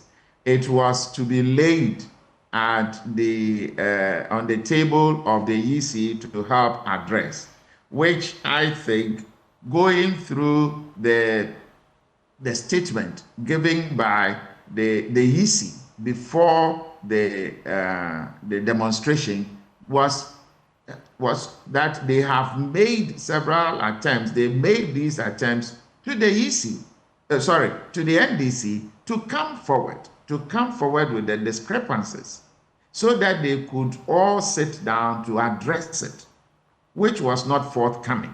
Right. And that is where we are saying that they should also be patient. They should also adhere to what and how do we clean the register. It is not on the streets. It is on the table or through the dialoguing, through the partnership that is between us, that can bring the cleaning of the register. And that's where we are saying that, yes, for the EC, they have they have to keep their credibility, they have to keep their trust, they have to keep what they will call transparency, and that has always been their hallmark. And they keep telling us again and again. And so, if we have found any discrepancies, it is not on the streets for us to hit and then blow it out there before we hand over whatever we have in our hands. I always say that whenever there is a demonstration against government, against an institution, against any sector, after all that, gone through it legally, we hand over our petition to the same person whom we are demonstrating against. Right. Knowing that they are the very people who can address the situation.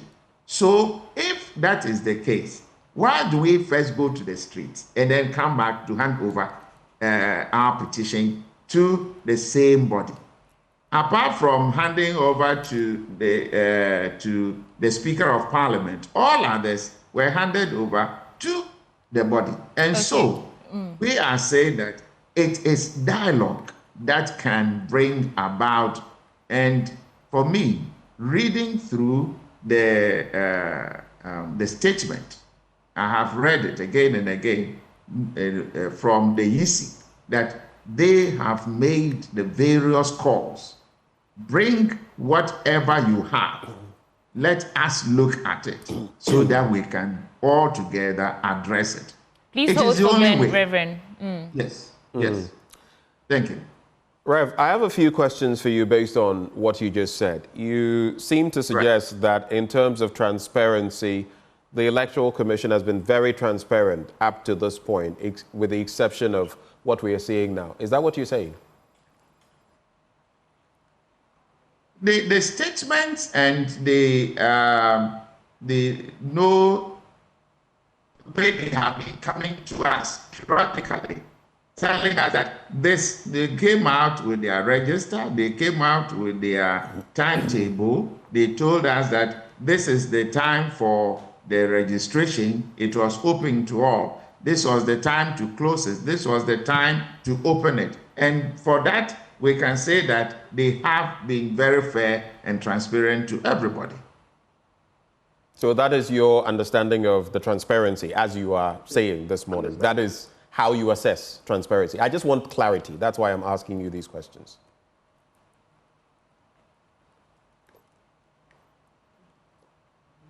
Well, for now, looking at what is happening now here, in terms of the stalemate between the NDC and the Electoral Commission, because what they are looking at is that they found certain things, what they describe as discrepancies.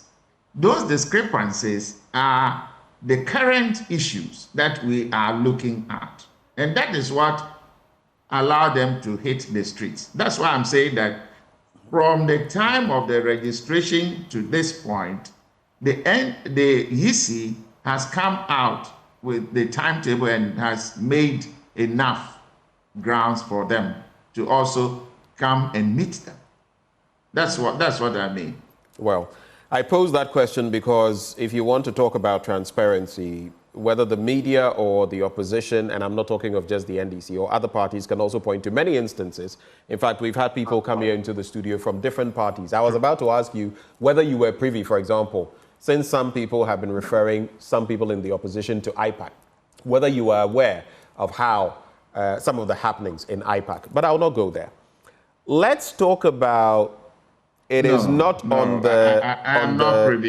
privy to that. Right, right. Because there are a lot of things that we've also had. Some politicians from Alan Chamanting's Alliance for Revolutionary Change, among others, coming here to say that, look, sometimes some of what we discuss and what the EC puts out versus what we determined we would do are poles apart. So let's leave that there on the point of transparency.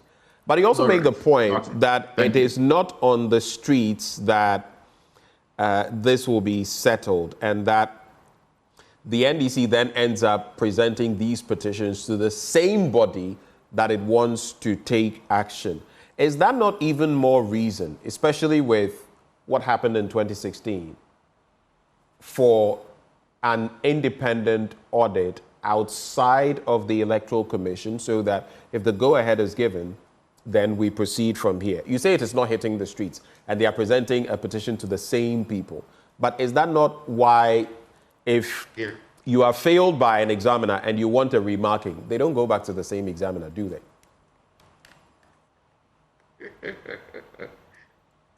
Well, that is true. You see, when you take to academia, you don't go back, but you go back to the examining board to ask that, look, this is my challenge. This is my challenge. And then they will tell you, okay, if you are asking for remarking, then they will tell you, okay, we will take it, but on this basis. In this case, if we want to clean our register, what is the process? We have to look at the constitutional limits to it. What does the law say, and what does the state say that if you have a challenge, go this way? Is it the forensic, or is it any other apart from the EC itself? Because if we open the register for us to go and check, and I go there, my constituency, my name is not there, I don't go to any other person or any other institution to say that, look, my name is not there, please, can you come and put my name register? It is the EC or the officials there who are exhibiting the register that I will appeal to. And that is what I am saying, or the eminent persons are saying, that, look, these are the same persons. Have we given our findings, you see, the findings that we made, have we given it out to them? And has it been done, or it is not done? If it has not been done, or, well, if you have given it out and then you come back and it has not been done, that is when we have cause. Because as part of the statement, they said that even at the point that they were calling for the demonstration, they used the word, it was premature. It was premature. Meaning that if you have gone through all the avenues, all the chances, then you still find that these things are coming up. That is when you can say that, look, I have given you enough room, but you have not taken it. And that is when you can say that we can hit the streets. All right. We have nothing against hitting the streets, but what we're saying is that, was it the right time? Was it, why not come to the table and let us resolve whatever? The dead name, how do we expunge it from the register? We are all looking forward to a credible, fair elections. And one of such is, one of the ways is to have a register that is clean for all of us. Yes. The timelines are relative as to, yesterday, for example, we had one of the IT members of the NDC in the studio talking about the fact that he had a book, How to Rig an Election. And rigging an election, according to him, doesn't start from the day of voting. It starts many months before. That is according to him. But the point I'll make is, the Electoral Commission in 2016, before the 2016 elections, I'm sure you followed the call for an audit of the voters register, which was granted far in advance of even where we are now. There are strict timelines ahead of election 2024. We are now 79 days or so to the elections. We've seen what happened in Pusiga. I don't know whether you followed the 38 people and the claims after that by the EC that, oh, it was only these 38. I want to ask you a pointed question. Do you think the EC has done enough to ensure, as of today, that if all things being equal, things remained as they are now, on December the 7th, we would have peaceful, free, transparent elections. Do you think the Electoral Commission has done enough to guarantee that? For that one, I would say that with the issues at stake, we will not say that it is enough. That is why in the statement we said, can they also still open up and let these issues be addressed? That's why we're saying that, because we are not saying here that, oh, they are done, it's finished, and so let us leave it as it is. No, the appeal was to both the NDC and the EC. What is the role of the EC? The role of the EC is to take this if NDC presents it. And I've even said in other platforms that in looking at all of these, it is not just the NDC. They might have, as you mentioned right away, that Alliance Group might also have their challenge.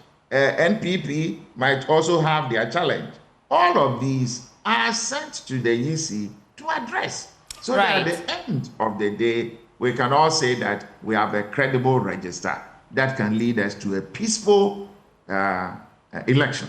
Reverend, you say that you don't think the EC has done enough to restore, inspire confidence. And then, I mean, I'm just trying to understand, beyond the statements, beyond this call for a dialogue to the Electoral Commission and the NDC, are there any other steps you're taking to ensure that this call for the NDC to come to the table for a discussion, you actually get them to come to the table, both the EC and the NDC and the other parties, and other interested independent candidates? Sure. Yeah, yes. We have a plan. We have a timetable.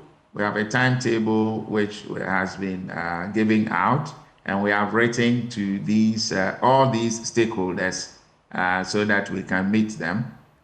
Some of these things are done behind closed doors, and we think that, yes, it's not just issuing statements. We also have to do some footwork. We also have to do some contacts in persons and all that. Right. It is not always being prudent to be issuing statements without any cause to the action on the ground. So we have all these things planned out for which we will be doing. Thank you so much, Most Reverend Dr. Paul Boafo. He's presiding bishop of the Methodist Church of Ghana and the co-chair of Eminent Persons Group. Many thanks for your time. Right, so we'll take a quick break, and when we return, we'll bring you that exclusive interview. Benjamin Akakpo will be serving you that. I'm looking forward to that, Ben. Yes, I shall. You know Dr. Nyaho-Tamakloe, and when he talks, he wants to talk about all the major issues. So the NDC, and in fact, this demonstration ahead of time, what he thought of it, the credibility of the Electoral Commission, corruption, the economy, all of those salient matters he talks about in that interaction. You know, until recently, I was very comfortable describing him as one of the founding members of the NPP. And then I heard Haruna, the NPP Deputy General Secretary. Yeah. And he said, it was on the back of some of the things that Mr. I think it's Haruna Mohammed. Tamakloe has been saying. He said he's not a founding member. Yeah, some members of the NPP say that. And it's interesting because they do that as well to Dr. Kwabena Arthur Kennedy. Yes. So it's interesting how some people who are, what would you call them, primus inter pares in the party have all of a sudden, once you get a voice against... Because you speak to the issue regardless of whether it favors you or not. But coming up next is that conversation with Benjamin Akakpo, and we'll be back after this break.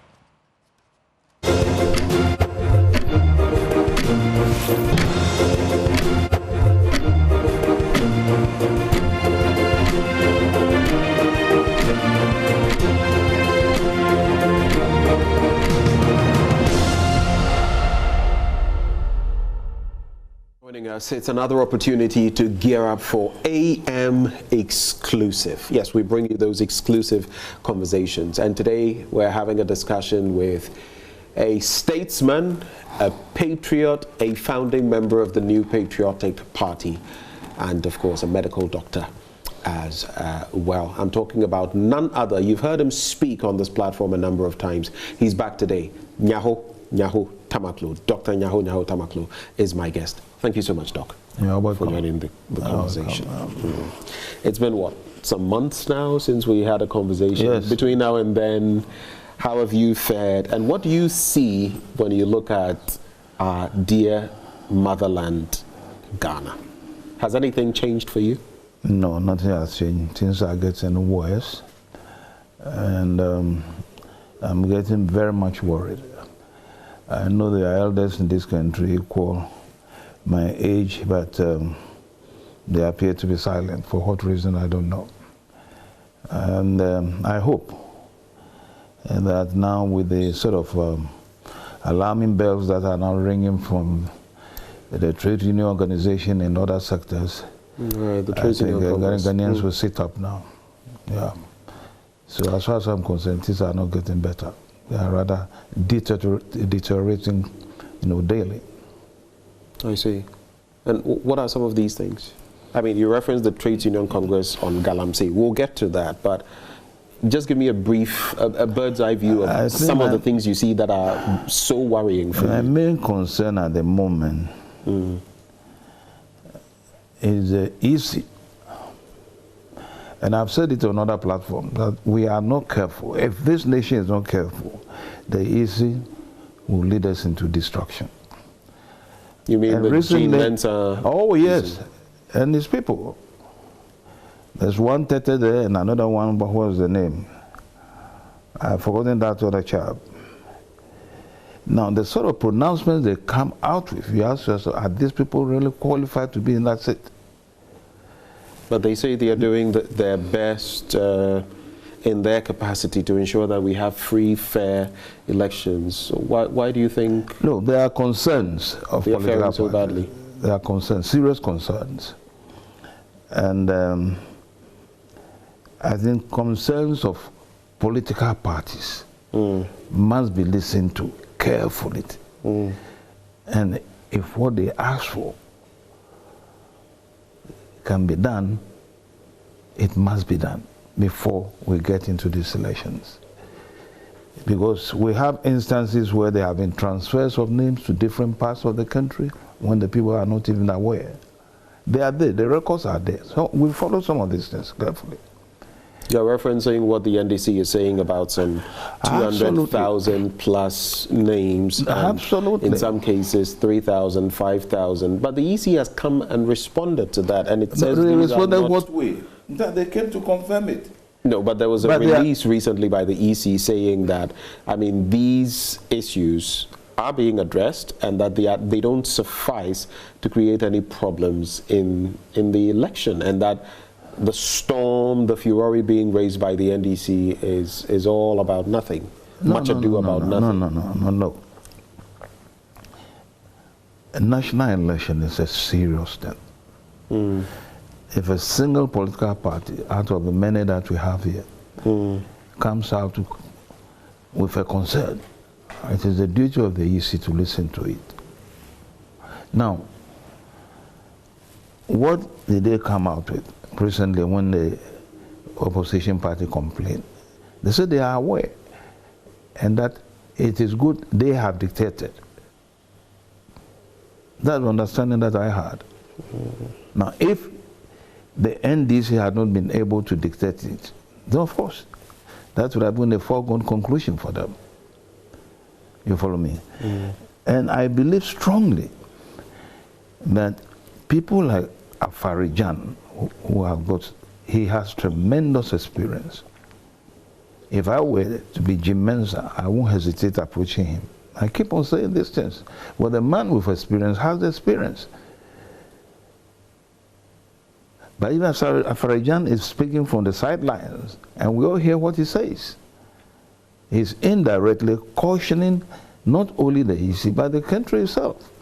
But where we are going to now, for Tete to come and say that, they are not going to listen to anything that will, demands that have been brought by the NDC, is a serious matter.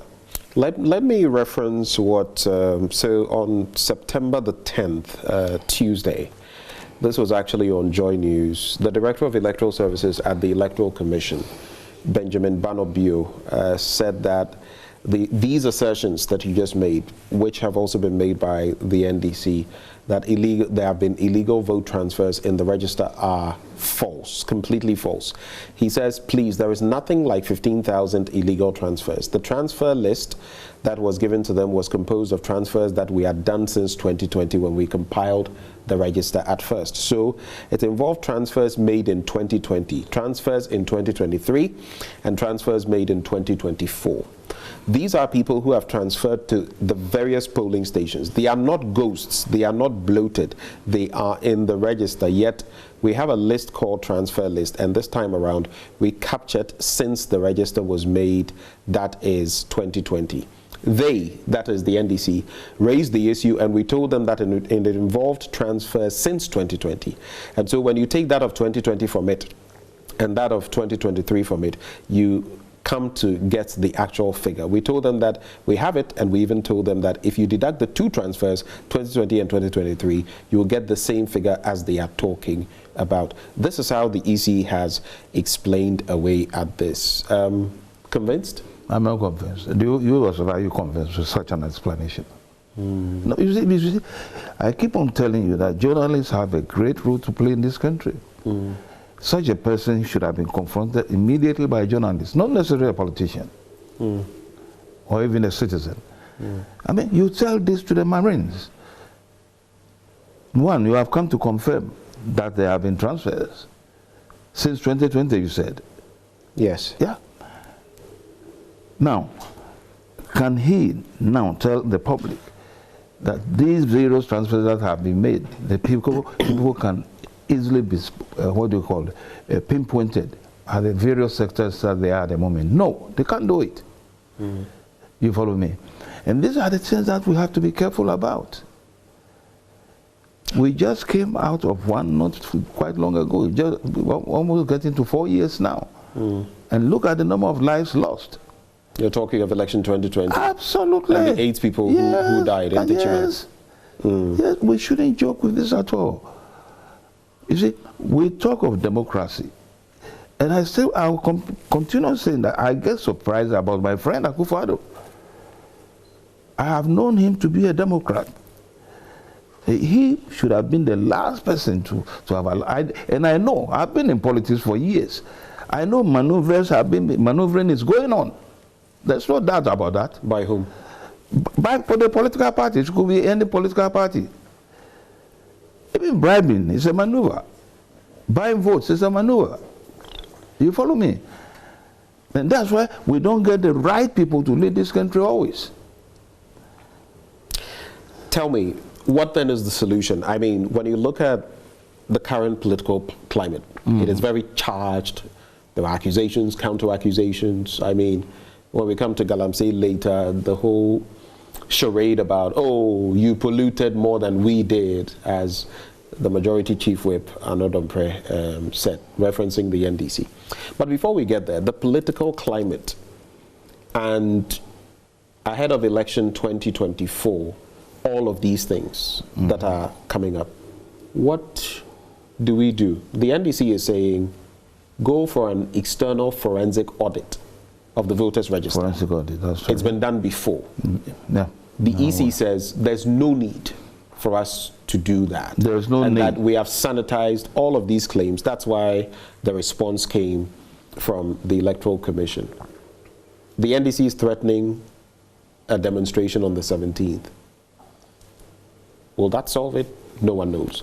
What are the solutions for you? Look, for the Electoral Commission itself to come out to say that there's no need for forensic examination, that tells you that they have a problem.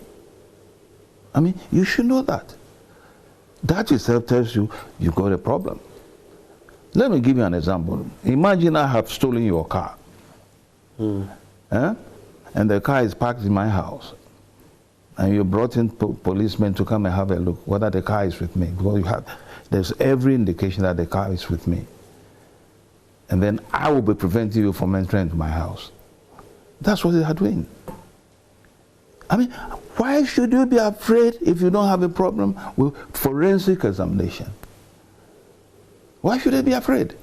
But if they don't have anything to hide. You see, this is the way I want Ghanaians to look at issues. Where we are now is not a partisan affair. It's not a partisan affair. We are getting into a very, very serious problem. It's not MPP, NDC, all this political party hanging around. We must look at the nation now. This nation is already a failed nation. Ghana is a failed nation. I've said it time and again. This is a failed nation. What is your economy doing? Useless. What's the development? Nil. We are supposed to be a mining country, gold, where we have gold. We are not the best or highest producers of gold in Africa. We are not. I think we are about 6th or 7th. We are 8th, actually. We're 8th. There you are. In terms of, well, that is in terms of gold reserves. Yes. We started mining, I don't know how many centuries ago. So that should tell you that this nation is a failed nation. It's a failed state. Our drinking water, we can't have a good drinking water. What do you got? Reserves have been destroyed. Water has been polluted all along. The major rivers that supplies water. That is a failed state. And as the what do you call it? The workers said, the TUC called recently, and I think they have given government a date that they might come out if they fail to do that. The president has to declare a state of emergency. And all this mining should stop now. Now. So 2 things. Of course, we'll get to the Galamsey proper. You say the president must declare a state of emergency. Even first on the forensic audit of the register. Some have said that, well, that will also come at a cost.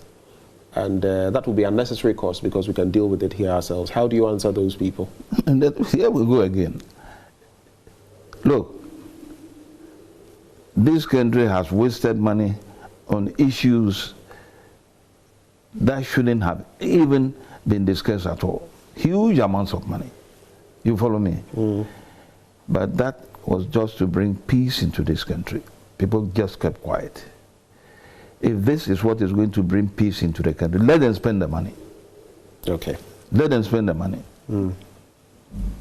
Let's now get into illegal mining, aka Galamsey, and the havoc it is wreaking on our natural environment. Of course, now, even in forest reserves, mining is going on. And you alluded a short while ago to the fact that maybe we should heed the call by some Christian groups and other groups, CSOs among others, that say put a ban on mining, small-scale mining, in totality. I agree entirely. And then work it out. Others have also said declare a state of national emergency or a state of emergency. That's right. But there's also been pushback from that angle that, but do you know what it means when you declare a state of emergency? A lot of things will come to a grinding halt. The response has been that we don't need it in the whole country. We need it in certain places where mining is active. This is on the president to declare a state of emergency, as you well know. If you were president, would you do it? And why do you think President Akufo-Addo should go ahead and do that? No, when the situation is getting that worse, you see, as I talk to you now, I just saw it on the news, the news bulletin, that new Galamseys have gone into some forest areas now. They are digging right now. So you can see straight that the people have got used to it. They don't care. They know the law will do nothing. To them, we have no law. You follow me? So where these things are taking place, all the forest reserve, wherever they are, whether it's Galamsey, whether it's small scale or large scale, must be stopped. If, what do you call it, mining is not taking place in Greater Accra region, there's no need for emergency here. But the areas where the active mining is taking place, all this must be halted before we can take off again. But if we leave it, and we talk about giving policemen and some, what do you call it, cadres to man certain places, we are just wasting our time. It's been done before. That will never work. We have to be serious now. Lives are now involved.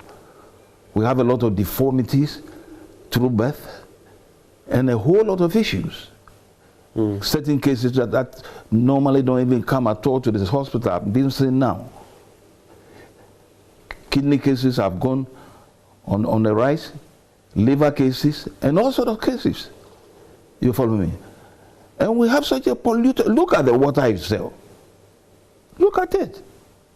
The Ghana Water Company Limited is struggling to produce water. Well, then recently they came out. The levels have dropped again in terms of even, well, if you look at turbidity, NTU levels, and then you look at the processes it takes them to produce water, and the quantity of chemicals they have to use to purify the water is becoming increasingly problematic for them. Of course, yes. And of course, that means extra cost. Of course, for them. To produce every quantum of water, which will also eventually translate into extra cost for the end users, you and me, if the water flows through our taps. To the extent that, was it yesterday or to the extent that recently, I had a conversation with the president of UTAG at the KNUST, and he made mention of the fact that he was personally disappointed in the president, the vice, even stating to the face of the president that he wasn't honest. I don't want to use the words he used, but that he wasn't honest when he spoke about the fight against Galamsey. But I ask, where do we go from here? Recent reports show that mainstream politicians are involved. I don't know whether you've seen the latest report by the Fourth Estate. Not anything we didn't know, but it reiterates. Where do we go from here? How do we solve it? No, it's quite a simple matter. Look, Professor Frimpong Boateng, I didn't know Frimpong very well. He's one of the decent people we had in that government.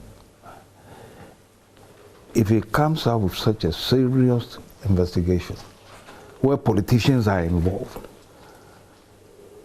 where relations are involved, where advisors to the president are involved, and this has been on the table of the president for 2.5 years, and nothing has been done, then we have to be careful. I think this is the time that Akufo-Addo has to sit up. At this time? How many months to the election? Of course, yes. After 7 years? In politics, 5 hours. He should sit up now? Sit up and then know how really to handle a nation. Because anything can happen. Mark my words. Anything can. Look, if they try to call the bluff of the TUC, like recently they tried with the Snake affair, hotels, they will have the shock of their lives. I'm telling you. You see, some of us have seen this thing before. Akufo, General Akufo, may he rest in peace, was one when Rawlings was arrested on the 15th May, 1979. That Rawlings should not be given an open trial. Yes, they didn't listen. He had an open trial, and we all know what happened. For 18 to 19 years, we were under his rule. So I'm telling Ghanaians that they have to be careful. People have to sit up. The various interest groups which have now got involved, I think the Ghana Medical Association, UTAG is on board, the Ghana Catholic Bishops Conference, religious groupings are on board. A number of religious groupings, the religious grouping in particular, I would like to be on. Why all this time? What have they been doing? Well, some of them have been talking. They've been putting out statements, but of course now they are in the thick of things. Would you have expected more of them? I thought they should have started talking long ago. Long ago, because they are quite a disappointment to a lot of us. You follow me? Yeah, they wait until the thing gets worse before they come out, and that is bad. When the issue is hot, they should come out. They should be bold. I don't know why people are so scared about this government. This This is a government that has a lot of infractions. A lot. They know it. They know it. And the individual Ghanaian, there are a lot of you in the press, you know all these things. If you can't talk about it and individual Ghanaians are talking about it, you have to make sure you trumpet what they say. What we are getting to now, we are really walking into a danger. I keep on saying it. You see it will happen. You'll be shocked. Well, I think we're in the danger already. It's not that we are getting into the danger. Oh, okay. But when you look at the moves then, I mean, not just the 17th of this month as the NDC is thinking, but Labour massing up. Some have said we want to have a demonstration, 1 million people out there, bring the nation to a complete halt from all different regions and all of that. That's the TUC or the TUC, among others. I ask again, is that the solution to this Galamsey thing? Is that what will force the hand? You mentioned slit. I'm glad and what happened. I am glad right? you said that. But you think if that, in this case it will work? Looking at how deep this was, Brian Echampong, Rock City, one man and a few tentacles here and there. This is Galamsey across swathes of our country. Will this demonstration bring it to an end? No. I believe strongly that TUC alone can take this round. Okay. I'm telling you. But they recently demonstrated their might. And when a government fails to show leadership, that's the only thing left. As I talk to you now, what was the company in the US? I've forgotten their name right now. Boeing. Workers are on strike. Never in the history of the whole company is down. 33,000 people. I mean, at times, when things get to a certain stage and government fails to listen, then of course, what will happen will happen. And they should not take for granted what the TUC said. I'm telling you, I'm not a member, but I'm telling you that that can work us into a big problem. And when problem starts like that, it is difficult to bring it under control. How do you think all of these things will impact coming elections? Because sometimes too, politicians speak and suggest that, you know, oh, as for the electorate, you know, when elections are approaching, some of them will even go ahead and say, just give them some local fuel and they'll be fine. Others will suggest that many voters are gullible, and so they can be influenced. And sometimes when some of us do shows or make presentations, you can tell from a few of the messages that come through that there are indeed such elements that will think of themselves rather than the general interest. But what do you think all of this means ahead of election 2020? Galamsey, corruption, which we'll get to shortly, among other issues. Do you think they will affect the elections? Do you think people are thinking through these things ahead of the vote? Or is it just another installment of MPP NDC? Maybe MPP NDC 8.0 or 9.0. That's it. You see, in an interview I did not quite long ago, whether it was Station or TV3, I can't recall it now, a similar question was asked. And I said, in civilized countries, we always know who wins an election, which party will win an election. Because people vote based on the performance of the government. You follow me? Yeah. So if we have all these difficulties and infractions around, and Ghanaians choose to vote for any of these parties, that is left to them. That is their choice. Mind you, that is when things have been done properly by the Electoral Commissioner. Okay. That is very important. Because if the Electoral Commissioner fails to do the right thing, I can predict a serious problem coming to this country. So if we have to look anywhere at all, it's the Electoral Commission we should look at. Because what that 30 came out with recently, I think yesterday or so, no, it's unacceptable. You can see straight that it's not a matured person. or he knows nothing about man management. Otherwise, he won't come and talk, read what he read there yesterday. You follow me? We have to be careful. I have been warning that if we want peace, this election really being successful will be based on the performance of the Electoral Commission. So are you saying you would be surprised if the ruling administration won election 2024? No, all I'm saying, look, when we were in opposition, I'm talking about MPP years ago, there were similar arguments. For example, in those days, there was no transparent box or anything. All these things were put in place. We demanded, and they were done. So if it's being demanded now, new developments have taken place, and the political parties, we want it this way, or do the investigation so that we see. What's the problem? If in those days, Rawlings at that time was a paramilitary, government. Yet they listen. So why can't the EC listen now? And the EC, who has made mistakes in previous elections, 5 times. So there's every likelihood that he can make mistake, or she can make mistake. So all you do is that they post it, they want forensic auditing, open it for them, if you have nothing to hide.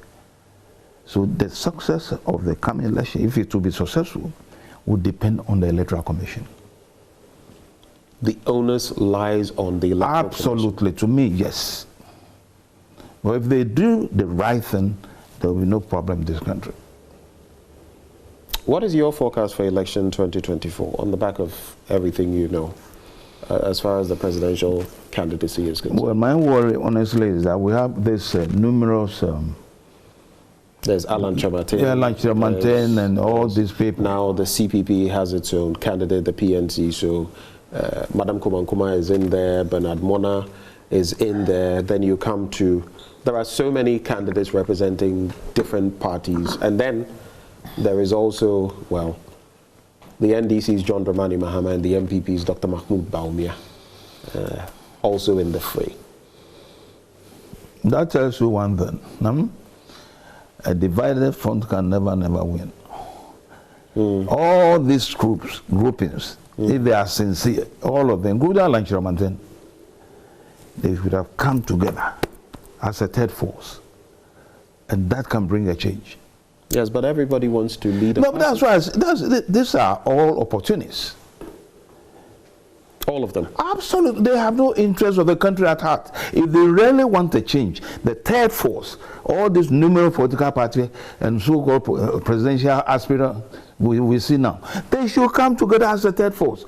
And if they really have a weight and they are serious, definitely it will be a threat to both the NDC and the MPP. So it's a lack of seriousness and selfishness. Lack of seriousness. And selfishness. And selfishness, greed, and to extent avarice. I'm telling you, I know them. Because what we have on our hands now is a national issue. So if I were them, all we would have done is to get ourselves together, the various groups. Then look at them, they are more than 20. But because of greed, and people who are not serious, they are not serious. They don't think about the nation first. And until we get a government that will think about this nation first, this nation will never move forward. The nation first was during the time of Nkrumah, and this nation moved forward. After that, nothing. Now that you're talking about greed, avarice, selfishness, and all of that, let's talk corruption. Recently, corruption. Oh, corruption, yeah. Yes. President Akufo-Addo has defended his record on corruption. Even at the latest Ghana Bar Association conference, he spoke about those who call him a clearing agent, and that he would prefer to be a clearing agent than government official one, and that he would not, because of his detractors, fail to apply the rule of law and due process, as he calls it. But the fight against corruption started on day one of his administration, at least from what he had said. And all the indices show that, if anything at all, corruption is beating us rather than we beating corruption. But from where you sit, how has this administration fared on the front of corruption? Can it do any magic before election 2024? Look, what Akufo-Addo said at the Bar Association, I think Kumasi, just about a couple of days ago, if you realize carefully, he spoke for himself. He never spoke for the country. He said some people were saying he and his family were corrupt. That's why I say he spoke for himself. He spoke for himself. Now, when there's something he was talking, addressing them later, he spoke for the family, for the nation. We want somebody who will speak for the nation. Akufo-Addo didn't speak for the... He started by talking about his past, you know, as a lawyer and all this sort of stuff. We don't need such talks now. We need talk that will let people know that you are the leader of the country. At the moment, a lot of people don't see us as the leader of the country. They don't? Oh! I would not say he's a lame dog so far, no. But nobody sees it. Because where is the direction of the whole nation? When a whole deputy minister of lands will come and talk or justify what is happening, that's the main thing that is worrying the country. One Duka, I don't even know him. You mean Mweku Duka? Yes. You follow me? Will come and speak and justify certain things about this same Galamsey. Look, we have a problem. And the problem is so serious. So if you are joking with it, I asked another question, though, on the back of that. Can anything be done between now and election 2024 on corruption, for example? I mean, some say it takes a day and it takes some changes to start sanitizing a system. Between now and election 2024, we have a few months. Can the fight against corruption not be won, but start in earnest in this period? No. What I will expect Akufo-Addo to do, if he will do anyway, is to appeal to his colleagues and ministers, those of them who have taken monies out of this country, you follow me, to bring the monies back. It has happened before in Saudi Arabia. To bring the money back? Absolutely. And admits that they've dabbled in corruption? Of course, yes. Admit and bring it back. And at least that will calm the tempers of people in this country. Will that not rather make people say, we said it, and these are the people, and they are corrupt? No, that's why I say if he can do it, if the leader, Akufo-Addo, can do that. But we've seen instances, one of his deputy ministers, later he removed him for youth and sports, created a whole mess in Australia concerning visas. Look at the statement he made recently. Pius Enam Hajide. Such a person trying to get... Taking people to the US. Look at his statement recently at a rally. Some would say he's campaigning. That's what some people would say. No, you see, such a person shouldn't get close even to the doors of Parliament House, let alone get into the chamber. You follow me? Yes. Look, we are really, really destroying this country, but people don't seem to see it. And it's going to happen if we are going the way we are now going. I see. Now, when it comes to corruption, I mean, you all know what is happening in this country. You all know what is happening in this country.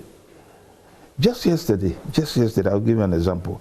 I went to the cargo side to pick a cousin of mine who passed on abroad. When I was coming out, an official, whether it's from customs or whatever, he was in uniform at that, was asking me for money. For what? Where was this? Money, Kotoka International Airport. In fact, I brought my this thing down, my a window down. I say, money for what? When he saw my face, then, sorry, sir. Just yesterday. Just yesterday. Corruption has eaten into the fabric of this society. And it's not at the lowest level, it's from the top. It is from the top. That's why it is impossible to stop it. If a leader can stop it, the leader should be able to stop it from the top. Because that is the real citadel of the problem. Where we are now, promises have been made, including my own party, that we are going to stop corruption. But we've been the worst. We've been the worst. The MPP has been the worst in dealing with corruption. Of course, but you know it. You journalists at times now don't understand. You know it. No, it's not about what we know. It's about asking the right questions for people like you to speak. It's not about what we know. When I come here, people are not looking to hear what I have to say. It is you they want to listen When I listen to interviews and commentaries from other countries, journalists spearhead some of this. I've seen it. That's why they keep on saying that. You follow me? But without you, this nation can never move. But when some journalists, let me use the word carefully, some journalists are being fed by government financially, then of course, if you know that this country is in trouble, and if that is the style of other governments that will come, then we have no hope as far as corruption is concerned. Let's talk about these calls for a debate. Still, people are saying, well, like in the US, Harris-Trump. I don't know whether you followed the recent one. It was pretty interesting, not as charged as maybe some others, though at a point Trump got upset and lost his cool. And then said that Haitians were, I shouldn't repeat that, in Springfield. But is it relevant at this time? The Ghanaian electorate, do voters care about what people have to say about all of these? Do the manifestos not suffice? What do you think?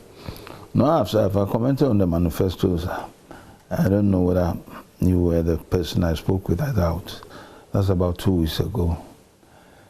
The manifestos that are come to be trumpeted,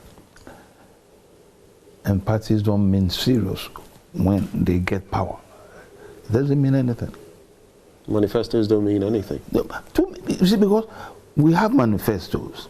When we come to power, what do?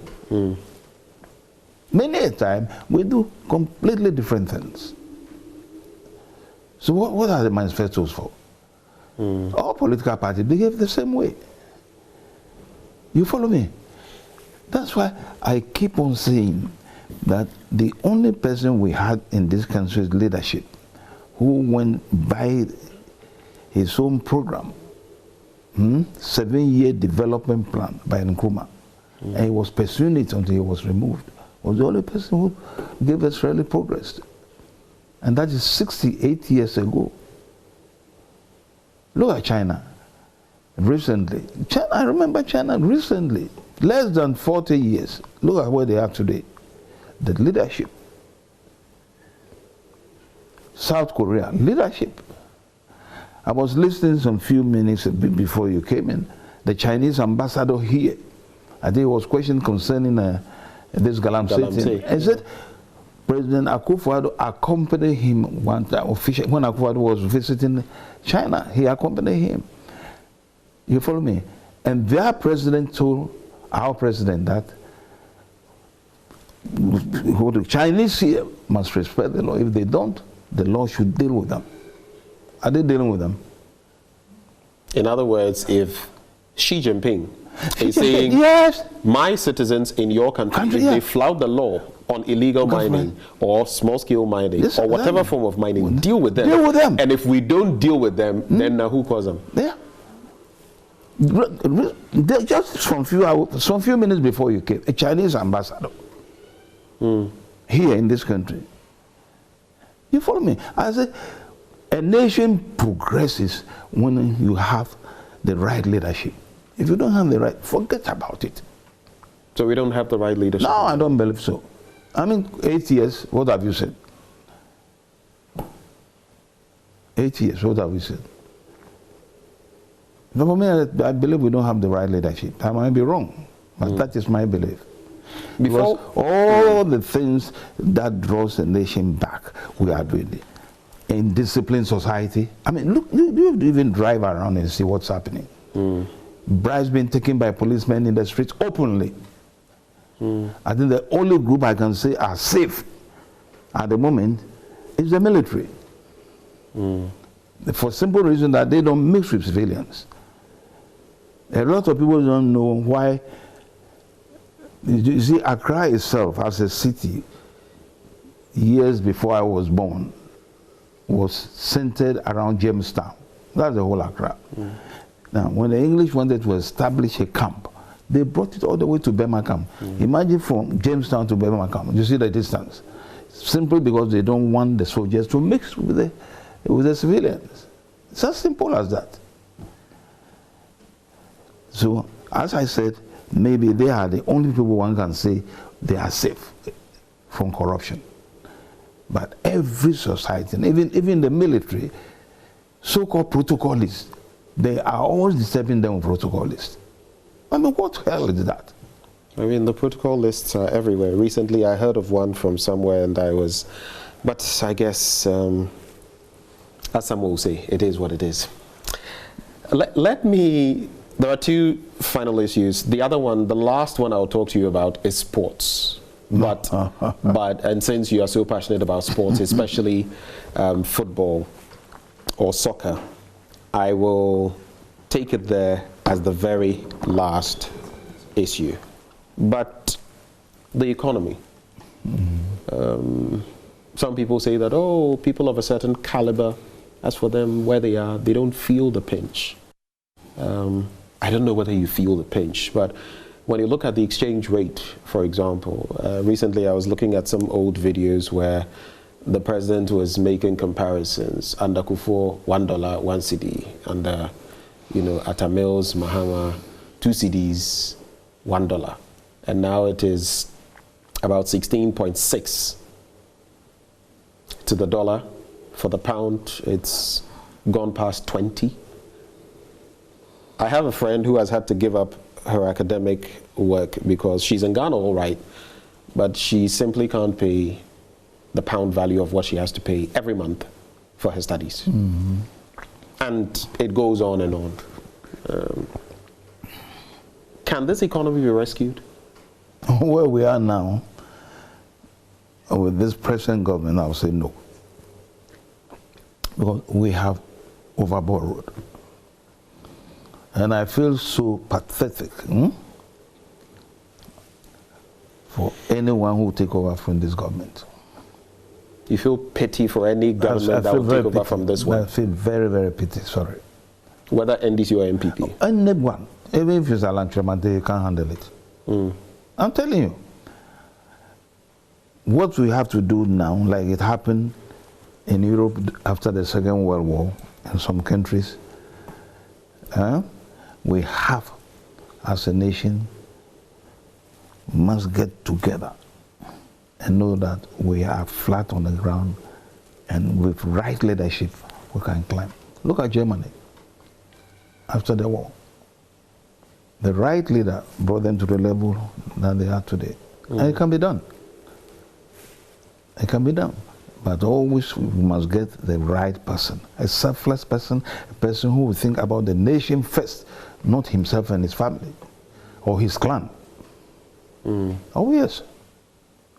Oh yes. When we get somebody like that, this country will get up. And so far, all those I see parading now to be presidents, none of them. None of them. The final bit, the malaise, general national malaise, has also seeped into our sports. Whether it's the Olympics, the African Games, and some may say, well, oh, the African Games, you performed better. But if you look at some of the disappointments and even people without boots to use or bicycles, then you appreciate where we are going. all of these sporting events, it appears our sports is sinking ever deeper, especially even football and boxing. But recently something happened that left me really sad. You know, CAF has now told us we can't play in Ghana. Not Babayara, not Ohenejan, not Kumasi, not Accra, not even Cape Coast, not Sunyani, nowhere. To the point where we now have to go to either Nigeria or Cote d'Ivoire to look for a stadium. And former Black Stars captain Stephen Appiah, you know, reacted to it and said, if we are playing internationally and you travel, that is a different matter. But for matches we have to play in our country and we can't find stadia and we have to go to other countries to play, it's an embarrassment. It is. I agree with an indictment on us. What is your reaction? That's my final question. First and foremost, once again, leadership. Leadership. If what I heard is correct or what I saw on the television is true, the sports minister was asking the FA to look or go and examine the leg on sports. I think that new one they have done there, whether it's fit for recognition by CAF. That alone will tell you leadership failure. Something he should have done himself. And even it's a disgrace that under their rule, we can't even get one stadium which will be acceptable to CAF or FIFA for an international match. It's a big disgrace. We've not been able to win any cup neither under their leadership. So what again? We take leaders from Nkrumah's time. Kwame Nkrumah, 2 caps, African Cup of Nations. He had interest in the game, and he brought in experts to come and help build. Even then, not long after independence, we were able to get 2 caps. Kutu Achampong came. We were able to win another cup under a military regime. Then came Liman. Liman did well until he was removed. So we had Liman Rollins' time. Even though we didn't have anything, and we begged the Libyans, and the Libyans set down an aircraft to come and pick the boys to Libya for the match. And no good, we were able to defeat the Libyans to win the last Africa Cup of Nations. It's over 40 years now. I don't have any belief. After the present leadership is finished and gone, but it's a disgrace. It's a big disgrace. I see. Very, very big disgrace. I wanted that to be my final question, but let me just swing these by you very quickly. There's been a lot of talk since you've spoken about this in the past. Do you believe in the Japadia document? Well, earlier on I saw that document. How long ago? Oh, I'm talking about 2018 or so. Huh? But I thought it was just somebody who is fooling. But now,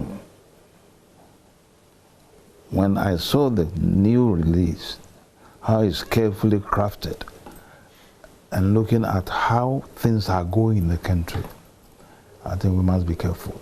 That's all that I will say. Because things appear to be fitting in rightly. Things appear to be fitting in rightly. Oh, yes. Look at the banking sector, politics itself. You follow me? I mean, areas of look, even Baumia as head of state, or the idea to put him there, it's all part of the game. You follow me? It's all part of. Look at his own statement he made recently. A statement that can easily bring confusion to the party, and I'm sure it has brought. He made at Chebi when he went to see the Ochene. Baumia recently, it's less than a week. So you can see that this is a document that has been planned, and there are people who are watching carefully that that document is executed the way it should be. Dr. Nyaho-Tamakloe, we are grateful for your time. It's a pleasure. Thank you for joining us with your thoughts, and we're grateful that you brought us here. Thank you very much for this conversation. We wish you the very best. This has been another installment of AM Exclusive with Dr. Nyaho-Tamakloe. He took time to share his thoughts with us on the economy, corruption, Galamsey, debate or no debate, the Electoral Commission, myriad matters of national scope. My name is Benjamin. This has been another installment of AM Exclusive. Thank you for watching.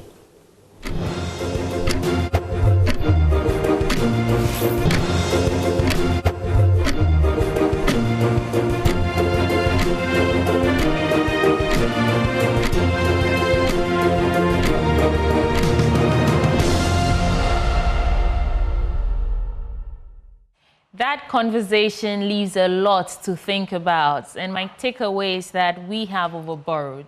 And Dr. Nyaho-Tamakloe says he feels pity for the next government, be it NPP, Alliance for Revolutionary Change, NDC. He feels pity because of the state that this country is in.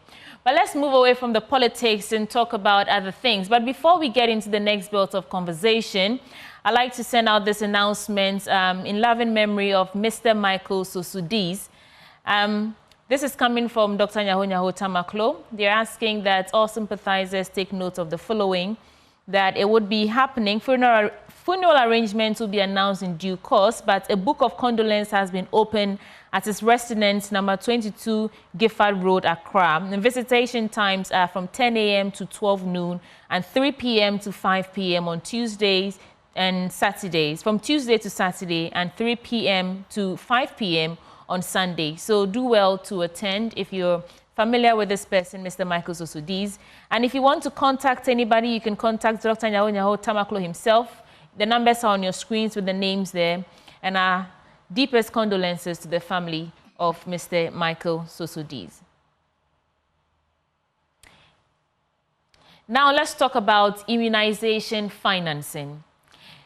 Ghana is transitioning from donor-funded immunization programs to a more self-sustaining model, raising concerns about the future of immunization financing. As the country aims to secure long-term sustainability, stakeholders, including traditional rulers and one beautifully dressed in the studio with me, I'll introduce her shortly, are advocating for increased domestic funding to maintain immunization coverage and prevent outbreaks of vaccine-preventable diseases. Now, failing to plan a smooth transition for immunization financing could have severe consequences. So without a strategy, the country risks losing the gains made in disease prevention, leading to resurgence of vaccine-preventable illnesses like measles and polio. So let's talk about this. Let's engage stakeholders on Ghana's readiness to transition by 2029. On Zoom with us this morning is Dr. Eric Insia-Boateng, and he's a health expert. Doc, hello, good morning to you. While we try and reconnect with Doc, in the studio with me is Mama Jitri II of Vli, and she's Vice President of the Hohwe Municipal Council of Queens. Mama Wezon. We also have Dr. Gladys Damalin. She's the Manager of Financing Immunization Advocacy Response. No, she's not a doctor. Correction. Good. Yes, thank you so much. So ladies, welcome to the program. Thank you. Vli, Agoviepe. Yeah, Mama Jitri of Vli. Agoviepe. Yes. Wezon. And I think what you're doing is wonderful. Right, so let's get into the conversation. Let me begin with you. Doc, I didn't hear from you. Dr. Eric Insia-Boateng, are you with us? Yeah, I'm with you. Good morning. Great. Good morning. Well, Doc, let me start with you then. So please give us a background or an overview of the Financing Immunization Advocacy Response Project and its objectives in response to advocating for immunization financing. Yes, thank you very much. And then when it comes to the immunization services in the country, we receive support from some of the development partners. For example, the Gavi Alliance. Over the years, we have had support from Gavi and other development partners to support the procurement and deployment of vaccines to the children in particular who need these vaccines across the country. That partnership started so many years ago, but if you want a bit of history, I think somewhere in 1974, through a World Health Assembly resolution, where member countries were mandated to put in place structures to start the deployment of vaccines to children who need them, or what we call to prevent vaccine-preventable diseases in the country. So from 1978, that is where Ghana officially, started the program. And as I mentioned earlier, we have had support from our development partners in this regard. Government is also contributing to it. As you can see, if you visit any of the health facilities in Ghana, especially what we call the public health facilities managed by Ghana Health Service, we have integrated the immunization services through the routine service. So it's not a standalone service that you will have to pay for. It's free of charge.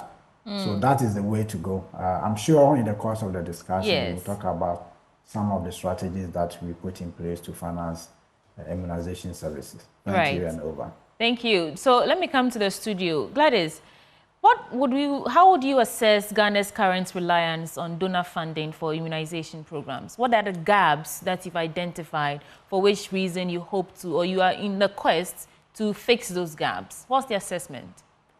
Thank you very much. I think that, like Doc said, Ghana has been depending heavily on Gavi for immunization financing over the years. And we think that it is not sustainable. Why are we saying that? If about 70 to 80% of your immunization program is funded by the government, then definitely you should know that when the donor pulls out, you would have a lot of challenges. And basically, when it comes to co-financing, we know that there are some vaccines in Ghana that the government is supposed to co-finance with Gavi. And there are other vaccines that the government fully pays for. And so if Gavi is bringing in funds and expecting the government of Ghana to also contribute, and your share of that contribution is not coming timely, then there is a gap there.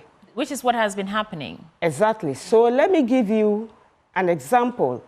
In 2022, if you will recall, there were some shortages in vaccines where mothers who take their children to the weighing center, like we usually call it in the local parlance, weighing center, to get their children immunized. And then they get there and they'll tell them that some of the vaccines are not there. Some of the vaccines are not there because the contribution that government is expected to make was not done.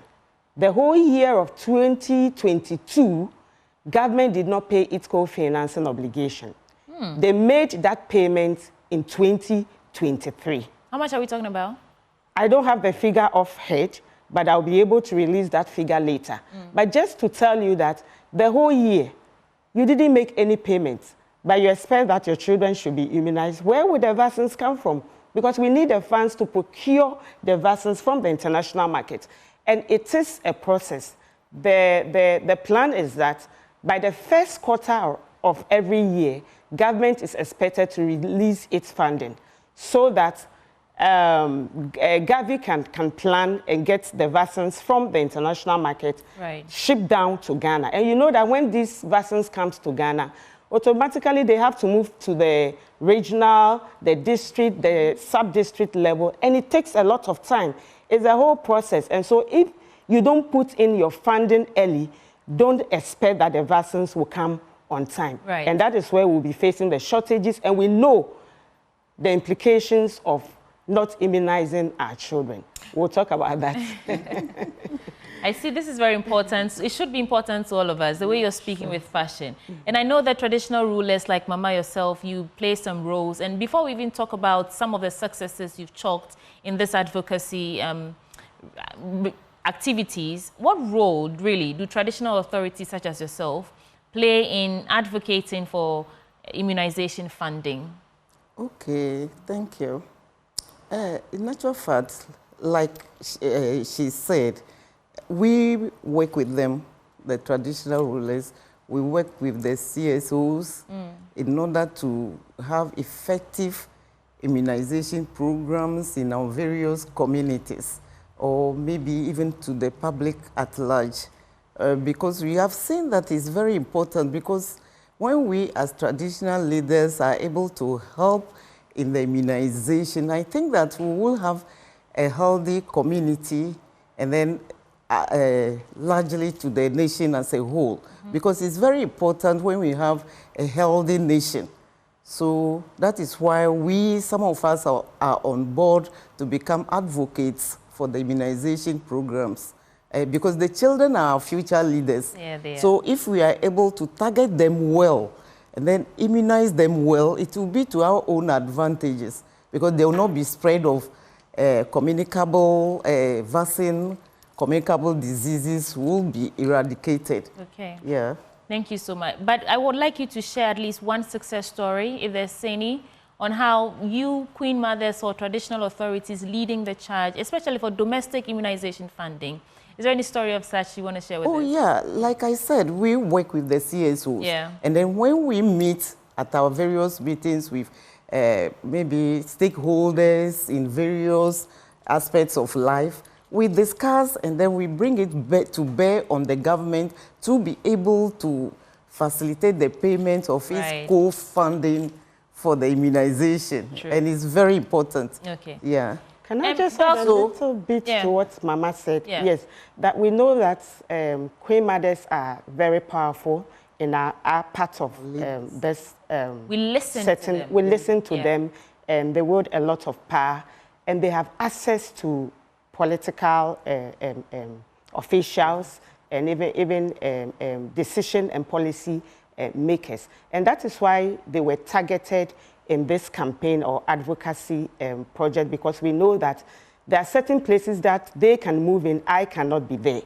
And with that access, they can really engage and make known to the policy makers and the decision makers what the gaps are and what they expect the government to do. And so that is why we targeted them in this campaign. And I think they are really doing well and supporting to add the to campaign. that, our people listen more to us because we are with them. Yeah. So when we speak with our voice, most often than not, it works with them. Let me not even play the gender card, but we know that immunization mostly is left to the women, you know. Exactly. They're the ones who are nurturing the babies at that stage. So yes, they'll listen to you. Yeah. But I mean, we understand that we are transitioning, right? From donor funding to more sustainable means. Now, failing to plan smoothly. And Doc, this is where I'm coming to you. I want you to help us understand that without a strategy, the country risks losing the gains made in terms of disease prevention, leading to the resurgence of vaccine-preventable diseases, illnesses, like measles and polio. So what are the likely consequences for Ghana if immunization financing is not sustained or improved over the next decade, so to speak? Dr. Nsia Boateng, you have to unmute for us. Okay, sorry. Yeah, I think I've done we can that, hear yes. you now. So thank you very much. Yes, what you said is some of the shocks, if you like, that the country is likely to face if we don't put in place structures to ensure sustainable funding of vaccines, especially when we transition out of the Gavi partnership by the year 2029. So we need to put in place structures, which we have done. In fact, we've developed what we call the transition roadmap with support from some of the technical experts that we have within the sector, and then our stakeholders, the DPs, and then the CSOs. So that is what we are going to implement from 2024, the year that we are in now, up to 2029. Okay. So we need to do everything possible to make sure that when we transition out in the year 2029, we will be able to self-finance our immunization services. There are so many, interventions that we have put in place, and I have to say that I think the major issue when it comes to deployment or delivery of the vaccines, Ghana, we don't really have issues with that. The logistics, the capacity is there. And we even leveraged that capacity during the outbreak of the pandemic, the COVID pandemic. So the key issue is the funding, which we are all working towards that. We have, for example, we have established the National Vaccine Institute. We are not there yet in producing vaccines locally. We would need support from other government agencies like FDA. In fact, FDA is the sole regulatory agency to, accredit or provide licenses or give the green light for Ghana to be able to do that. As we speak, they are at maturity level 4 and level 3 according to the WHO standard. And they need to get to the maturity level 4 before they can okay or give green light to the country to produce vaccines locally. And that is where we are working with them to support them to do that. Once that is done, then the National Vaccine Institute can also come in and partner with other local manufacturers to do that. Okay. But aside that, a bit of the funding, currently government is co-financing its obligations through the National Health Insurance Scheme. There's an allocation through the NHIS that comes to the ministry for procurement of vaccines to prevent vaccine diseases. Right. So that is the bit that we are doing. Currently, if you look at the proportion, Gavi is doing close to 80%, and we are doing less than 50%. Well, thank you, Doc. Okay. For the sake of time, I want to get a key message that we actually want to get out to our people. And Gladys, so what would be that key message you'd like to convey to policymakers, stakeholder donors, and the public, really, regarding the importance of investing in immunization? I mean, 2029 it might look like a long way off, but it's very close than we think. So what's the key message here? Thank you very much. So my key message is that by 2029, 2030, Ghana will exit from Gavi support. And as a country, we have put in place the transition roadmap that is supposed to guide us to become self-sufficient in financing our immunization.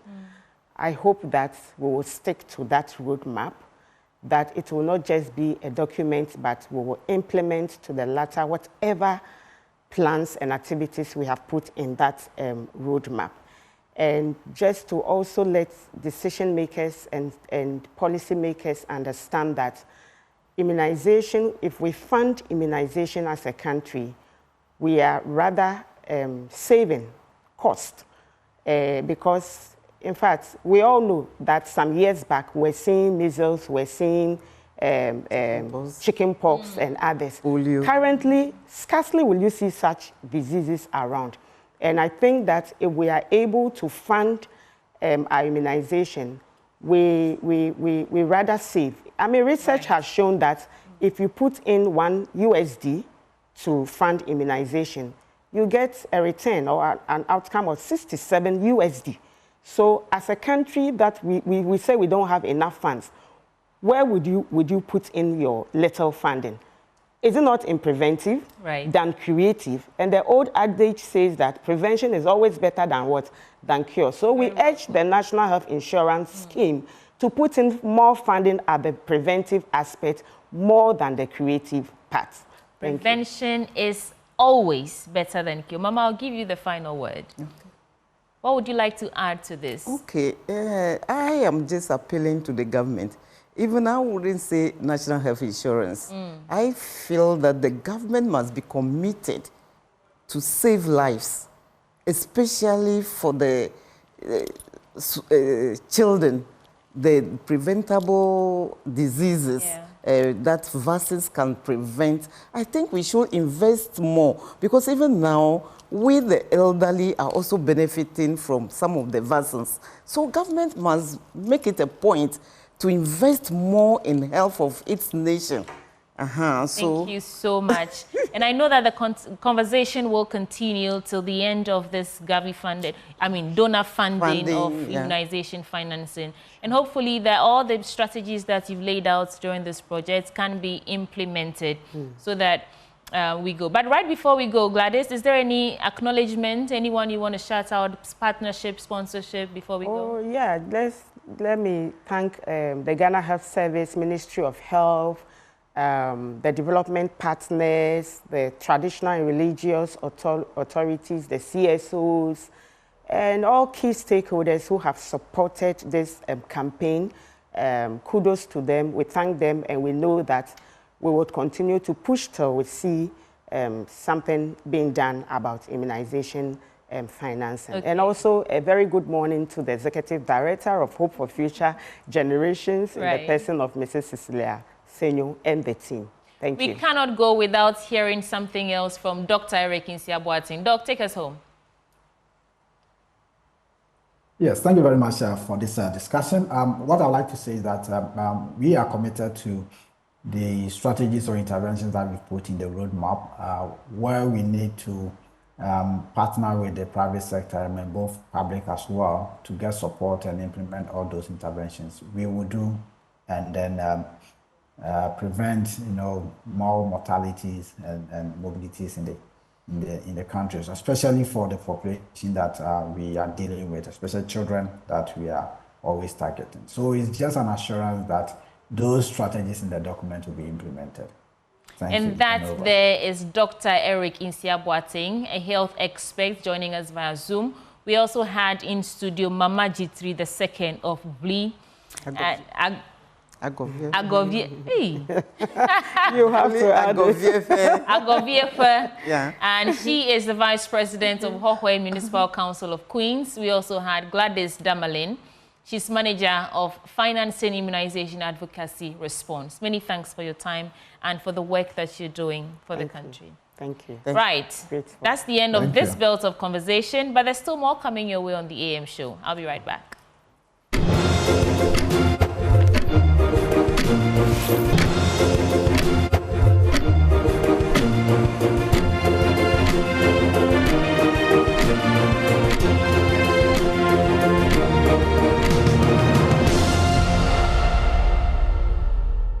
Let's talk about the CalBank Trade Summit, and that is coming up shortly.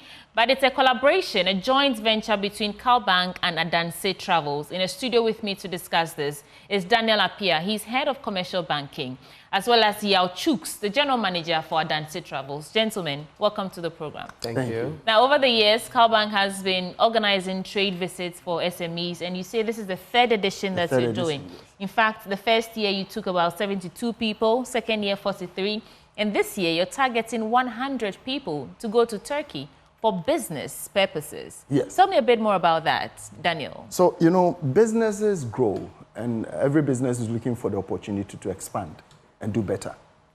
And for CalBank commercial banking idea is how do we help businesses to expand and go beyond the reach of Ghana? Because people are looking for places to export. People are looking for cheaper ways of getting raw materials to be able to produce. People are looking for collaborations with businesses out there that can help their businesses to go to the next level.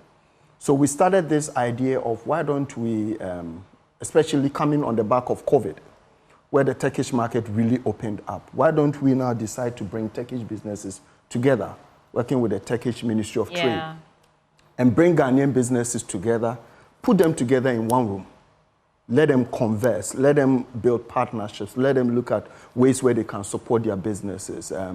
If there's a Turkish business who deals in stuff that our people produce in Ghana, is there a way that we can create that direct link for them to be able to import from Ghana? Would you say, right before I come to you, would you say that in the past 2 years that you've done this, you've achieved your target objectives? It's been amazing. We've had people who, I remember 2 years ago, by the time we left, somebody came back with a whole container load of goods, free of charge, basically because a company was looking at entering the Ghanaian market, and they had samples that they were like, okay, go with the samples, test the market. Once it gets well, then we can start. We've had people that last year, for instance, we signed agreements with. We signed agreements for those customers to be able to become the sole dealers. There was one customer we went with who looked at shoes. Went to a shoe company that he signed an agreement with them that is going to be their sole distributor in Africa. Okay. Ghana. So it's really been successful. Yao. Sure. You've been partners for this for 2 years now? No, so we are coming on board this year. This year, okay. So this is your first time coming on board. What are your expectations? Oh, expectations are very good, very high. You know, great minds that think alike. Bank is it's a top bank in Ghana. Adansi Travels is one of the leading travel and tours. So we've merged and we want to have this wonderful collaboration, sending people, because it's something we also believe in. It's something we've done before to the same destination. So we know the grounds very well, and yeah, Bank has done this before. They are very much aware of the Turkish chambers. So if I want to go to Turkey, I should just give you a call? Let's Just talk about this after. But, just give a call. Right. When it comes to grounds destination, there's no other company who can manage it better than Adansi Travels. So. I won't contest that. I mean, if you do say so yourself. Yeah. But who is eligible to participate? What's in it for them? How much do they have to pay? Let's get into the details. Essentially, everyone is eligible to participate so long as you have a business or you are thinking of starting a business and you can prove that you already have registered a business or you work formally, but you have aims of having a side business, you can register. And then it's going for $3,250, and this covers your 10 nights accommodation in a 4-star hotel. It covers your breakfast. It covers your tours. So it's not just business we are going to do out there, even though the essential objective is business, but it has to come with tours. You know, all work and no play makes Jack a dull boy. So would be once we are in Istanbul, we need to do a city tour, see where famous landmarks are. I don't know, when we talk business, we have to go out there, go and sit down, have fun. You know, we'll do a cruise on the Bosphorus. You can't go to Turkey for business without experiencing you know, the fun part. Yeah, and we'll also do the fun part in Dubai as well, but we'll do business also in Dubai. So it covers all things. It covers your return flight, you know, and it covers even the coordination between the businesses. And we are looking at where the businesses will do. You do a tour to the various factories. It covers all that. So if there are some SMEs, CEOs looking or listening to us right now, how can they come aboard? Okay. How do they join the train? So they can contact Bank. They can go on their website, you know, on their website, go to their various branches, just walk in there and tell them, look, you want to register. Daniel would make the number available.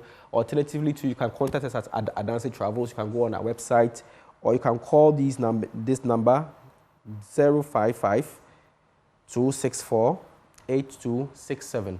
Okay. So once you call this number, I'll take it again, 055-264-8267. Once you call this number, somebody will reach out to you and register you.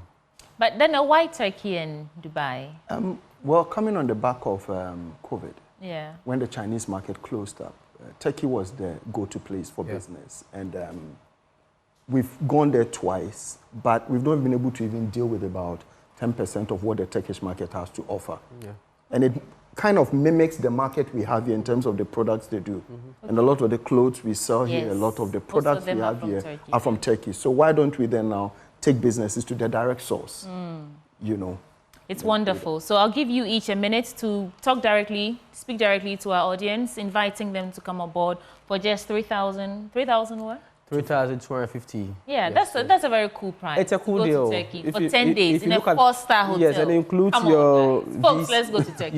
Daniel, what will be your final I mean, there's a brilliant opportunity for any business to scale, to look for opportunities to scale in terms of their raw materials, in terms of where they will import from, in terms of you looking for partners that they can export to.